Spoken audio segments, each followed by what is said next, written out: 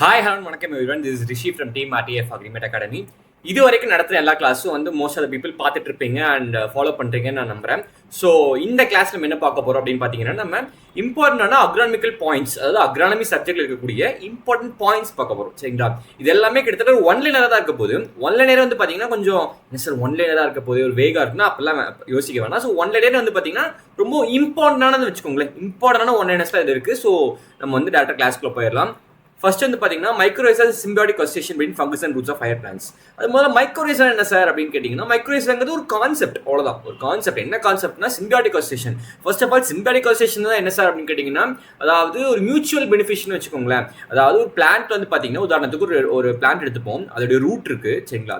அந்த ரூட்ல ஒரு மைக்ரோ ஆர்கானிசம்ஸ் போய் உட்காந்துட்டு என்ன சொல்லணும்னா, உனக்கு நான் வந்து அந்த மைக்ரோ ஆர்கானிசம்ஸ் என்ன சொல்லணும்னா, பிளான்ட் நான் வந்து உனக்கு என்ன பண்றேன்னா தண்ணி வந்து நான் நிறைய வந்து பிடிச்சி வந்து தரேன். உதாரணத்துக்கு எனக்கு வந்து நான் ஒரு ஃபங்கை, சரிங்களா? ஏன்னா ஒரு ஃபங்கை என்கிட்ட வந்து ஃபிலமெண்ட்ஸ் அதிகமாக இருக்கு. என்னுடைய வந்து என்னால் அதிக தூரத்துக்கு என்னால் பயணிக்க முடியும். நான் என்ன பண்றேன், உனக்கு தண்ணியெல்லாம் தேடி எடுத்துட்டு வந்து கொடுக்குறேன். அதே மாதிரி நியூட்ரியன்ஸ் எல்லாம் வந்து உனக்கு மொபிலைஸ் பண்ணி கொடுக்குறேன். நீ என்ன பண்ணு, எனக்கு வந்து கார்போஹைட்ரேட்ஸ் மட்டும் கொடு. அதாவது எனக்கு வந்து சன்லைட் மூலமா சின்சஸ் ஆன அந்த ஃபுட் இருக்கு பாத்தீங்களா, உணவு மட்டும் கொடுன்னு சொல்லி நம்ம மைக்ரோ ஆர்கானிசம்ஸ் கேட்கும். பிளான்ட் என்ன சொல்லுவோம், ஓகே இட்ஸ் வின் வின் சிச்சுவேஷன்ல. பிளான்ட்டுக்கு என்ன கிடைக்கும், பிளான்ட்டுக்கு வாட்டர் கிடைக்க போகுது, நியூட்ரியன்ஸ் கிடைக்க போகுது. அதே மாதிரி நம்மளுடைய மைக்ரோ ஆர்கானிசம்ஸ்க்கு என்ன கிடைக்க போகுது, மைக்ரோ ஆர்கானிசம்க்கு வந்து பாத்தீங்கன்னா அதுக்கு தேவையான இடம், தங்கறதுக்கு ஒரு இடம் கிடைக்குது, அதனால உணவு கிடைக்குது, அதுக்கு ஃபுட் கிடைக்குது. ரைட்டுங்களா? சோ இதுதான் என்ன சொல்றோம், மியூச்சுவல் பெனிஃபிட்னு சொல்றத சிம்பியாட்டிக் அசோசியேஷன் சொல்றோம். நம்ம ரெண்டு பேருக்குமே இங்க வின் வின் சிச்சுவேஷன், அதுதான் சிம்பியாட்டிக் அசோசியேஷன் சொல்லுவோம். மைக்ரோரைசாங்கிறது பாத்தீங்கன்னா அந்த சிம்பியாட்டிக் அசோசியேஷன்ல ஒரு குறிப்பிட்ட குரூப் மட்டும் சொல்றது. மைக்ரோனா ஃபங்கை, சரிங்களா? ஃபங்கைன்னு அர்த்தம், ரைஸான ரூட். அப்பெல்லாம் உங்களுக்கு புரிஞ்சிருக்கும் என்னன்னு. அதாவது ஒரு ஃபங்கைக்கும் ஒரு பிளான்ட்டுக்கும் இருக்கக்கூடிய ஒரு அசோசியேஷன், ஒரு சிம்பியாட்டிக் அசோசியேஷன் சொல்றோம், மைக்ரோரைசா அப்படின்னு சொல்லி சொல்றோம். சரிங்களா? இந்த ஃபங்கை வந்து பாத்தீங்கன்னா அந்த பிளான்ட்டுடைய ரூட்ல இருக்கும் பெரும்பான்மை, அதனால சொல்றோம் மைக்ரோரைசா அப்படின்னு சொல்றோம் நம்ம அது பேர். சரிங்களா? சோ ஃபங்கஸ்க்கும் அதாவது ரூட்ஸ் ஆஃப் ஹையர் பிளான்ட்ஸ்க்கு இருக்கக்கூடிய அசோசியேஷன் சொல்றோம் மைக்ரோரைசான்னு சொல்றோம். இந்த மைக்ரோரைசா வந்து பாத்தீங்கன்னா ரெண்டு டைப்பா இருக்கு. அதாவது வந்து பாத்தீங்கன்னா இப்போ ரூட் பிளான்ட் தான் பிளான்ட்னு வச்சுக்கோங்க, நம்புங்க, இமேஜின் பண்ணிக்கோங்க. And this is root. Okay, ரூட்ல வந்து பாத்தீங்கன்னா மேலாப்பல ஃபங்கை இருந்துச்சுன்னா அது வந்து பாத்தீங்கன்னா எக்டோ மைக்ரோரைசா நம்ம சொல்லுவோம். எக்டோட என்ன அர்த்தம், வெளியே, அதாவது உள்ளுக்குள்ளலாம் ரூட்டுக்குள்ளலாம் போகாது, வெளிப்படையே வெளியில அப்படியே ரூட்டுக்கு மேலேயே படிஞ்சிருக்கும், அது வந்து எக்டோ மைக்ரோரைசான்னு சொல்லுவோம். அதுவே வந்து பாத்தீங்கன்னா அந்த ரூட்டுடைய உள்ளெல்லாம் வந்து பாத்தீங்கன்னா ரூட்டுக்குள்ள கூட துளைச்சிட்டு ரூட்டுக்குள்ளேயும் வந்து தங்குற அப்படின்ற மாதிரி இது அது எண்டோ மைக்ரோரைசான்னு சொல்றோம். சரிங்களா? அது எண்டோமைக்ரோரைசான்னு சொல்றோம். சோ ரெண்டு டைப் இருக்கு, எக்டோமைக்ரோரைசா, எண்டோமைக்ரோரைசான்னு சொல்லிட்டு. இந்த வேம் அப்படின்றது பாத்தீங்கன்னா, அதாவது வாஸ்குலர் அர்பஸ்குலர் மைக்ரோரைசா, இது வந்து பாத்தீங்கன்னா மைக்ரோரைசா தான். இது வந்து பாத்தீங்கன்னா ஒரு எண்டோமைக்ரோரைசா, அதாவது பாத்தீங்கன்னா ரூட்ஸ்க்கு வெளியே மட்டும் கிடையாது, ரூட்டுக்கு உள்ள கூட துளைச்சு இதனால தங்க முடியும். அதாவது வந்து எண்டோமைக்ரோரைசா. அது வேம் வந்து பாத்தீங்கன்னா வாஸ்குலர் அர்பஸ்குலர் மைக்ரோரைசா. இது வந்து பாத்தீங்கன்னா உங்களுக்கு பாஸ்பர் சொலிபிலைசேஷன், அது சாலிபிலைசேஷனுக்கு ரொம்ப யூஸ்ஃபுல்லா இருக்கு. பாஸ்பர் இருக்கு இல்லைங்க, அந்த பாஸ்பர் வந்து பாத்தீங்கன்னா சாலிபிலைஸ் பண்ணி நம்ம பிளான்ட் கொடுக்கிறதுக்கு ரொம்ப ரொம்ப உதவியா இருக்கு இந்த வேம்ங்கிற பிளான்ட். சரிங்களா? ஓகே, நம்ம எண்டோ, அதாவது மைக்ரோரைசா ரெண்டு டைப் இருக்கு, ஒன்னு எக்டோ, ஒன்னு எண்டோ. அது எண்டோக்கு ஒரு எக்ஸாம்பிள் வந்து பாத்தீங்கன்னா வேம். அந்த வேம் என்ன பண்ணுது, நமக்கு பாஸ்பரை மொபிலைஸ் பண்ணி தருது. சரிங்களா? ஓகே, அடுத்து சீரியல்ஸ் வந்து பாத்தீங்கன்னா, சீரியல்ஸ்ல வந்து பாத்தீங்கன்னா சிம்பிளா ஒன்னு சொல்றேன், சீரியல்ஸ்ல லைசின் அப்படின்ற ஒரு அமினோ ஆசிட் பெரும்பான்மையா கம்மியா இருக்கும். சரிங்க, ரொம்ப குறைவான அளவுல இருக்கும். அதாவது சீரியல்ஸ்ல என்ன கம்மியா இருக்கும், லைசின் கம்மியா இருக்கும். சரிங்களா? அதே மாதிரி லெகுமினஸ் பிளான்ட்ஸ்ல, அதாவது லெகுமினேஷியன் இது பல்சஸ் எல்லாம் இருக்கு பாத்தீங்களா, அதுல வந்து என்ன கம்மியா இருக்குன்னா மெத்தியோனைன் கம்மியா இருக்கும். சோ சிம்பிளா அந்த சிஎல்எம்னு ஞாபகம் வச்சுக்கோங்க. சிஎல்எம்னா 2L. ஓகேவா? சீரியல்ஸ்ல லைசின் கம்மியா இருக்கும். லெகுமினேசியஸ், அதாவது லெகுமினேஷிய கிராப்ஸ் வந்து பாத்தீங்கன்னா லெகும்ஸ்ல இருந்து பாத்தீங்கன்னா மெத்தியோனைன் கம்மியா இருக்கும். ஓகேங்களா? புரியுதுங்களா?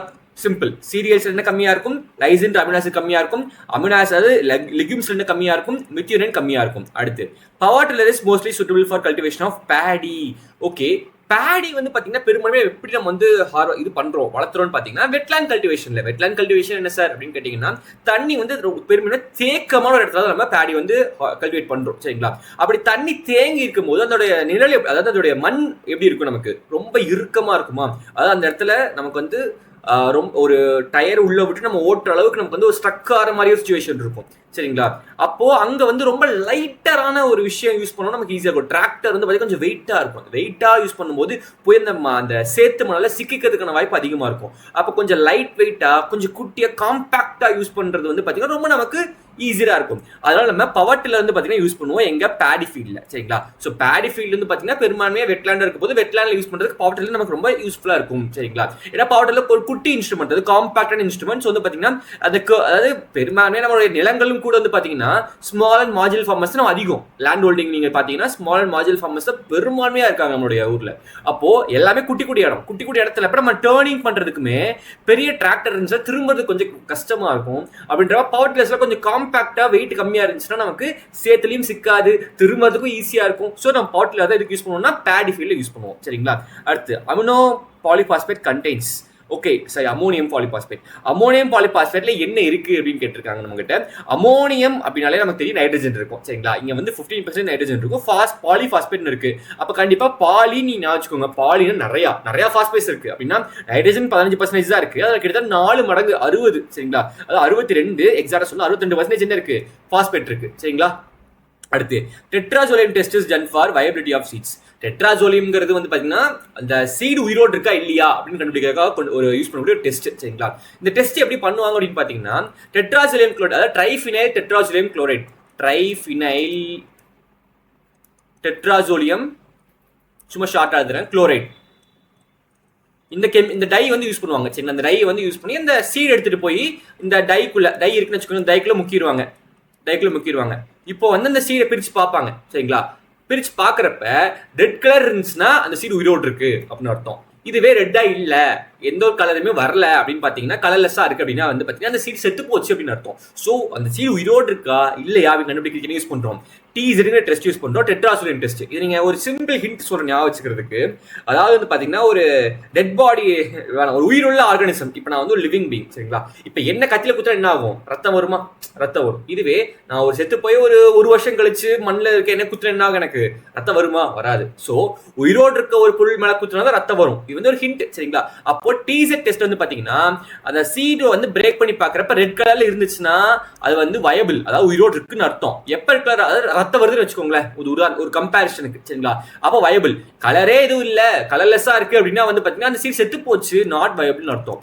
ஆனா இது வந்து பாத்தீங்கன்னா ஒரு பெஸ்ட் மெத்தடா சார் அப்படின்னு கேட்டீங்கன்னா வந்து இது ஒரு டெஸ்ட்ரக்டிவ் மெக்கானிசம் தான். சீட்டை நம்ம உடச்சு பார்க்கணும். அந்த உடச்சு பார்த்ததுக்கு அப்புறம் திருப்பி சீடை யூஸ் பண்ண முடியுமா? முடியாது. ஆனா இது ரொம்ப ஷார்ட் ஸ்பேனா நம்ம வந்து கண்டுபிடிக்கலாம். இந்த சீட் வந்து ஒரு லாட் எடுத்து அந்த லாட்ல இருக்கிறது எல்லாமே வந்து பாத்தீங்கன்னா ஒரு குறிப்பிட்ட சீட்ஸ் எடுத்து இது உயிரோடு இருக்கா இல்லையா நம்ம கண்டுபிடிக்கிறதுக்கு ஈஸியா இருக்கும். ஏன்னா அந்த டெஸ்ட் வந்து ரொம்ப நேரத்துக்கு இல்லை, 24 ஹவர்ஸ்க்குள்ளே வந்து பாத்தீங்கன்னா ஷார்ட் டைம்ல நம்ம கண்டுபிடிச்சிட முடியும் இந்த டெஸ்ட்ல. இதுவே நீங்க ஜெர்மினேஷன் போனீங்கன்னா ஒரு 7 நாள் வெயிட் பண்ணணும் நம்ம. ஸோ அந்த ஒரு ஷார்ட் ஸ்பேனுக்கு இது வந்து சூட்டபிளா இருக்கும் டெட்ராசோலியம் டெஸ்ட் வந்து பாத்தீங்கன்னா. ஆனால் இது ஒரு டெஸ்ட்ரக்டிவ் மெக்கானிசம். ஏன்னா நம்ம வந்து முக்கிட்டு சீடை உடச்சு பார்க்க போறோம், உடச்சதுக்கு அப்புறம் சீட் திருப்பி முளைக்காது. ஸோ நமக்கு வந்து டெஸ்ட்ரக்டிவ் மெக்கானிசம் தான், சரிங்களா? அடுத்து in wet nursery of rice level of water maintain, அதாவது நர்சரியில இருந்து பாத்தீங்கன்னா எவ்வளவு சென்டிமீட்டருக்கு நம்ம வாட்டர் தேக்கத்திலே வச்சிருக்கணும். ரைஸ் ஃபீல்ட்னா கண்டிப்பா வாட்டர் தேங்கிட்டு நமக்கு தெரியும், அது எவ்வளவு தூரத்துக்கு வச்சிருக்கணும்னு கேட்டிருக்காங்க. 5 சென்டிமீட்டர், சரிங்களா? 5 சென்டிமீட்டருக்கு தேக்கத்தை அப்படியே வச்சிருக்கணும். Optimum depth of puddling in rices. பட்லிங்னா என்ன ஃபர்ஸ்ட் ஆஃப் ஆல்னு பாத்தீங்கன்னா ஒன்றும் இல்லை, ப்ளவிங்னா என்ன சொல்லுவோம், உழுகுறது. அது நீங்க ஈரமண்ணில் உழுதிங்கன்னா அது பட்லிங், அவ்வளவுதான் சிம்பிளா சொல்ல போனா. அதாவது ஒரு ட்ரை லேண்ட்ல வந்து நீங்க பண்றது பேரு ப்ளவிங். ரெண்டும் ஒன்று தான். ஆனா வந்து அதுவே கொஞ்சம் வந்து நல்லா தண்ணி தேக்கமா இருக்க இடத்துல பண்ணீங்கன்னா அது பேர் பட்லிங், சரிங்களா? அது பேர் மட்டும் வேற அந்த இடத்துக்கு தகுந்த மாதிரி, சரிங்களா? அங்க வந்து நம்ம எவ்வளவு டெப்த்ல பண்ணணும்னு பாத்தீங்கன்னா ரைஸ் ஃபீல்ட்ல 5 சென்டிமீட்டர், தண்ணி தேக்க 5 சென்டிமீட்டருக்கு, பட்லிங் எவ்வளவு பண்ணுவோம் 5 சென்டிமீட்டர் பண்ணுவோம், ஞாபகம் வச்சுக்கோங்க. அடுத்து யூவி ரேடியேஷன்ஸ் அப்சார்ப் பண்றது யாரு நம்ம ஊர்ல பாத்தீங்கன்னா ஓசோன் லேயர். நம்ம ஆல்ரெடி முன்னாடி கிளாஸ்ல பார்த்திருந்தோம். அது எர்த்ல வந்து பாத்தீங்கன்னா வேரியஸ் ரேடியேஷன்ஸ் வரும். அதாவது ஹார்ம்ஃபுல்லான ரேடியேஷன்ஸ் வந்து பாத்தீங்கன்னா UVA B எல்லாம் வந்துட்டு இருக்கும். அதை வந்து நமக்கு வந்து தடுத்து நமக்கு வந்து நம்மளை பாதுகாக்கிறது யாருன்னு பாத்தீங்கன்னா ஓசோன்ற வந்து ஒரு காவலாளி தான் நம்மளை பாதுகாத்துட்டு இருக்காங்க. ஸ்ட்ராட்டோஸ்பியர்ல இருக்கு, சரிங்களா? ஓசோன் வந்து பாத்தீங்கன்னா ஃபர்ஸ்ட் இந்தியன் டைரக்டர் ஆஃப் ஐஆர்ஐயோட முதல்ல டைரக்டர் யாருன்னு பாத்தீங்கன்னா டாக்டர் பி விஸ்வநாத் அவர்கள். இது அப்படியே ஞாபகம் வச்சுக்கோங்க, ஓகேங்களா? அடுத்து the most critical stage of irrigation in wheat. முதல்ல கிரிட்டிக்கல் ஸ்டேஜ்ல என்ன சார் அப்படின்னு கேட்டீங்கன்னா, அதாவது கிரிட்டிக்கல் ஸ்டேஜ் ஆஃப் இரிகேஷன், சரிங்களா? அதாவது கிரிட்டிக்கல் ஸ்டேஜ்ல என்னன்னா இப்போ இந்த தருணத்துல தண்ணி கொடுக்கலாம் கிராப் செத்து போயிடும். ரொம்ப ரொம்ப அவசியம், இந்த தருணத்துல தண்ணி ரொம்ப ரொம்ப அவசியம் அப்படின்னு ஒரு ஸ்டேஜ் இருக்கும்ல, ஒவ்வொரு கிராப்க்கு ஒரு ஸ்டேஜ் இருக்கும். அது வந்து வீட்டில் என்னன்னு கேட்டிருக்காங்க. அதாவது தண்ணி பாய்ச்சறதுக்கு இந்த ஸ்டேஜ் ரொம்ப கிரிட்டிக்கல், இப்படி மிஸ் பண்ணிடவே கூடாது அப்படின்ற ஸ்டேஜ் தான் critical stage of irrigation in வீட். அது வந்து பாத்தீங்கன்னா CRS ஸ்டேஜ்னு சொல்லுவோம், அதாவது கிரவுண்ட் ரூட் இனிஷியேஷன் சொல்லுவோம். அது யூஸ்வலா ஃபர்ஸ்ட் வீட் வளரும் போது அதோட செமினல் ரூட்ஸ் தான் வளரும். செமினல் ரூட்ஸ் தான் உள்ள டெம்பரரி ரூட்ஸ் தான் வந்து பாத்தீங்கன்னா ஃபர்ஸ்ட் இருக்கும்.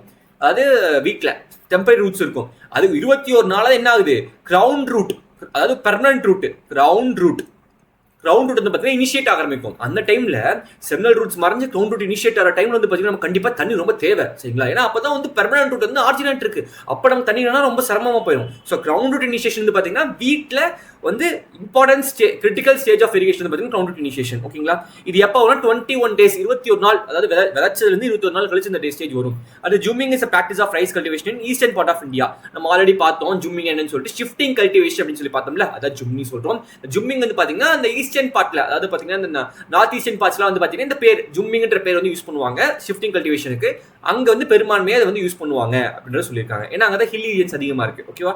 அடுத்து basic object of sustainable agriculture is ஆப்ஜெக்ட்ல ஆப்ஜெக்டிவ். ஓகே, ஆப்ஜெக்டிவ் என்ன? சஸ்டைனபிள் அக்ரிகல்ச்சர்ங்கிறது அதாவது எக்கலாஜிக்கல் பேலன்ஸ் மெயின்டைன் பண்ணணும். அதாவது இன்னைக்கு நம்ம சாயில் வந்து பார்த்தீங்கன்னா எல்லா உயிரோடு இருக்கணும். அதாவது மைக்ரோ ஆர்கானிசம்ஸ்ல இருந்து எல்லாம் வளமா இருக்கணும். நம்ம சிம்பிளா சொல்லணும், நம்ம வந்து சஸ்டைனபிள் அக்ரிகல்ச்சர் என்ன நிலைச்சு நமக்கு இன்னைக்கு மட்டும் இல்ல, நாளைக்கு நாளான்னைக்கு நம்மளோட பேர குழந்தைகளுக்கு கூட வந்து நம்ம வந்து சாயில் வந்து விளைவிக்கும், அதாவது விளைவிக்கிற நிலமா இருக்கணும். ரைட்டுங்களா? ஸோ வந்து ஃபெர்டைல் லேண்டா இருக்கணும். அப்போ ஃபெர்டைல் லேண்டா இருக்கணும்னா என்ன இருக்கணும்? எல்லா சக உயிர்களும் வந்து பார்த்தீங்கன்னா சாயில்ல வந்து பார்த்தீங்கன்னா ஹெல்த்தியா வாழ்ந்துட்டு இருக்கணும். அப்போ ஒரு எக்கலாஜிக்கல் பேலன்ஸ் மெயின்டைன் இருக்கணும். சரிங்களா? என்விரான்மெண்டல் ஃப்ரெண்ட்லியா இருக்கணும், எக்கலாஜிக்கல் பேலன்ஸா இருக்கணும். இது எல்லாமே ஒன்று தான் குறிக்குது. இது நம்ம என்விரான்மெண்ட் சேஃப்டியா இருக்கணும். நாளைக்கு வந்து பார்த்தீங்கன்னா நாளைக்கு நம்ம வந்து நல்லா வளமா வாழணும், அதை தான் குறிக்குது. சரிங்களா? ஸோ எக்கலாஜிக்கல் பேலன்ஸை மெயின்டைன் பண்ணுறது தான் சஸ்டைனபிள் அக்ரிகல்ச்சர்னு சொல்கிறாங்க. அந்த plant growing in salt water known as salt வாட்டரில் கூட வளரக்கூடிய பிளான்ட்னு சொல்லுவாங்கன்னா ஹாலோஃபைட்ஸ். ஹேலோனா சால்ட்டு, ஃபைட்னா பிளான்ட்டு. அப்போ வந்து ஹாலோஃபைட்ஸ் என்ன? சால்ட் வாட்டர் வாழக்கூடிய பிளான்ட்ஸ். சரிங்களா? அடுத்து கிராப் கனப்பி டெம்பரேச்சரை வந்து மெஷர் பண்ணுறது என்ன இன்ஸ்ட்ருமெண்ட் கேட்டிருக்காங்க. ஸோ டெம்பரேச்சர் மெஷர் பண்ணிட்டு கண்டிப்பாக தெர்மாமீட்டர் தான் இருக்கும். ஆனால் கிராப் கனப்பியை வந்து நம்ம இது பண்ணுறதுக்கு ஐஆர் தெர்மாமீட்டர் யூஸ் பண்ணுறோம். ஞாபகம் வச்சுக்கோங்க, இன்ஃப்ராரெட் தெர்மாமீட்டர் நம்ம யூஸ் பண்ணுறோம். ஓகேவா? அடுத்து reclamation diseases due to deficiency of copper. அதாவது ரெக்லமேஷன், அது என்ன சார் ரெக்லமேஷன் டிசீஸ் அப்படின்னு கேட்டிங்கன்னா ஒன்றும் இல்லை, காப்பர் டெஃபிஷியன்சினால வரக்கூடிய டிசீஸ்லாம் ரெக்லமேஷன் டிசீஸ் சொல்கிறாங்க. அதே சார் ரெக்லமேஷன் டிசீஸ் அப்படின்றாங்கன்னா ரெக்லமேஷன் என்ன? சீர்படுத்துறது. ரைட்டா? சீர்படுத்துறது தான் ரெக்லமேஷன். ஓகேங்களா? படுத்துவது, கொஞ்சம் வந்து தமிழ் ரொம்ப நாள் ஆச்சு எழுதி, படுத்துவது. ஓகேவா? சீர்படுத்துவதா ரெக்லமேஷன். இப்போ ஒரு சாயில் வந்து பார்த்தீங்கன்னா ரெக்லமேஷன் எப்போ சொல்லுவோம் நம்ம? அந்த சாயில் வந்து பார்த்தீங்கன்னா நான் நல்லா இல்லப்பா அதை நான் ரெக்ளைம் பண்ணுறேன் என்ன சொல்லுவோம்? ரெக்ளைம்டு சாயிலை மாற்றத்துக்கு என்னெல்லாம் பண்ணுவோம்? நம்ம ரெக்ளைம் சாயிலை மாற்றத்துக்கு என்னெல்லாம் பண்ணுவோம்? ஆர்கானிக் மேட்டர் போடுவோம். அதிகமாக வந்து பார்த்தீங்கன்னா நல்ல க்ரீன் மென்யூஸு, அது சிம்பிளாக சொல்லலாம் ஆர்கானிக் மேட்டர் அதிகப்படுத்துவோம். சரிங்களா? ஆர்கானிக் மேட்டர் அதிகப்படுத்துறதப்ப நமக்கு ரிக்ளைம்டு சாயில மாறப்போகுது. அப்போ இப்படி ஆர்கானிக் மேட்டர் அதிகப்படுத்துனதுக்கு அப்புறம் இந்த ரிக்ளைம்டு சாயில் என்ன ஆகும்னா அந்த ஆர்கானிக் மேட்டருக்கும் காப்பருக்கும் ஒரு கனெக்ஷன் இருக்கு. ரெண்டு பேரும் வந்து பார்த்தீங்கன்னா நல்லா பின்னி படையிறாங்க, அதாவது ஒன்னா இருக்காங்கன்னு வச்சுக்கோங்களேன். அந்த காப்பருக்கும் ஆர்கானிக் மேட்டர் இருக்கும். அப்ப என்னன்னா ஆர்கானிக் மேட்டருக்கு அதிகமாக காப்பர் ஃபிக்ஸ் ஆயிக்கும். காப்பர் இருக்கும், மண்ணில் இருக்கும். ஆனா என்ன ஆகும்னா ஆர்கானிக் மேட்டர் போய் ஐயா இந்த அண்ணன் வந்துட்டான்னு சொல்லி அண்ணன் கூட போய் ஒட்டிக்கும். அப்படியே நம்ம பிளான்ட் வந்து எனக்கு கொஞ்சம் காப்பர் குடுறா அப்படின்னா கொடுக்காது. எங்க அண்ணன் இருக்காரு நீ என்ன அப்படின்ட்டு ஆர்கானிக் மேட்டர் போய் ஒட்டிக்கும். பிளான்ட்டுக்கு காப்பர் கிடைக்காது. அப்ப என்ன சொல்றாங்கன்னா இந்த ரிக்ளைம்டு சாயில்ல ஆர்கானிக் மேட்டர் அதிகமா இருக்குமா? ஆர்கானிக் மேட்டர் அதிகமா இருக்கப்ப இந்த காப்பர் போய் ஆர்கானிக் மேட்டர் கூட போய் ஒட்டிக்கும். எங்க அண்ணன் வந்துட்டு நான் கூட தான் இருப்பேன் அப்படின்ட்டு. அவ பிளான்ட் வந்து தவிக்குது, எங்கடா காப்பர் எங்கடா அப்படின்னு தேடுது, காப்பர் காணும். சரி, ரிக்ளைம்டு சாயில் வந்து பார்த்தீங்கன்னா காப்பர் டெஃபிஷியன்சி வருது. அதனால நம்ம என்ன சொல்றோம்? ரிக்ளைம்டு டிசீஸ் பேர் வச்சிருன்னு சொல்லி ரிக்ளைமேஷன் டிசீஸ் அப்படின்னு பேர் வச்சுட்டாங்க. சரிங்களா?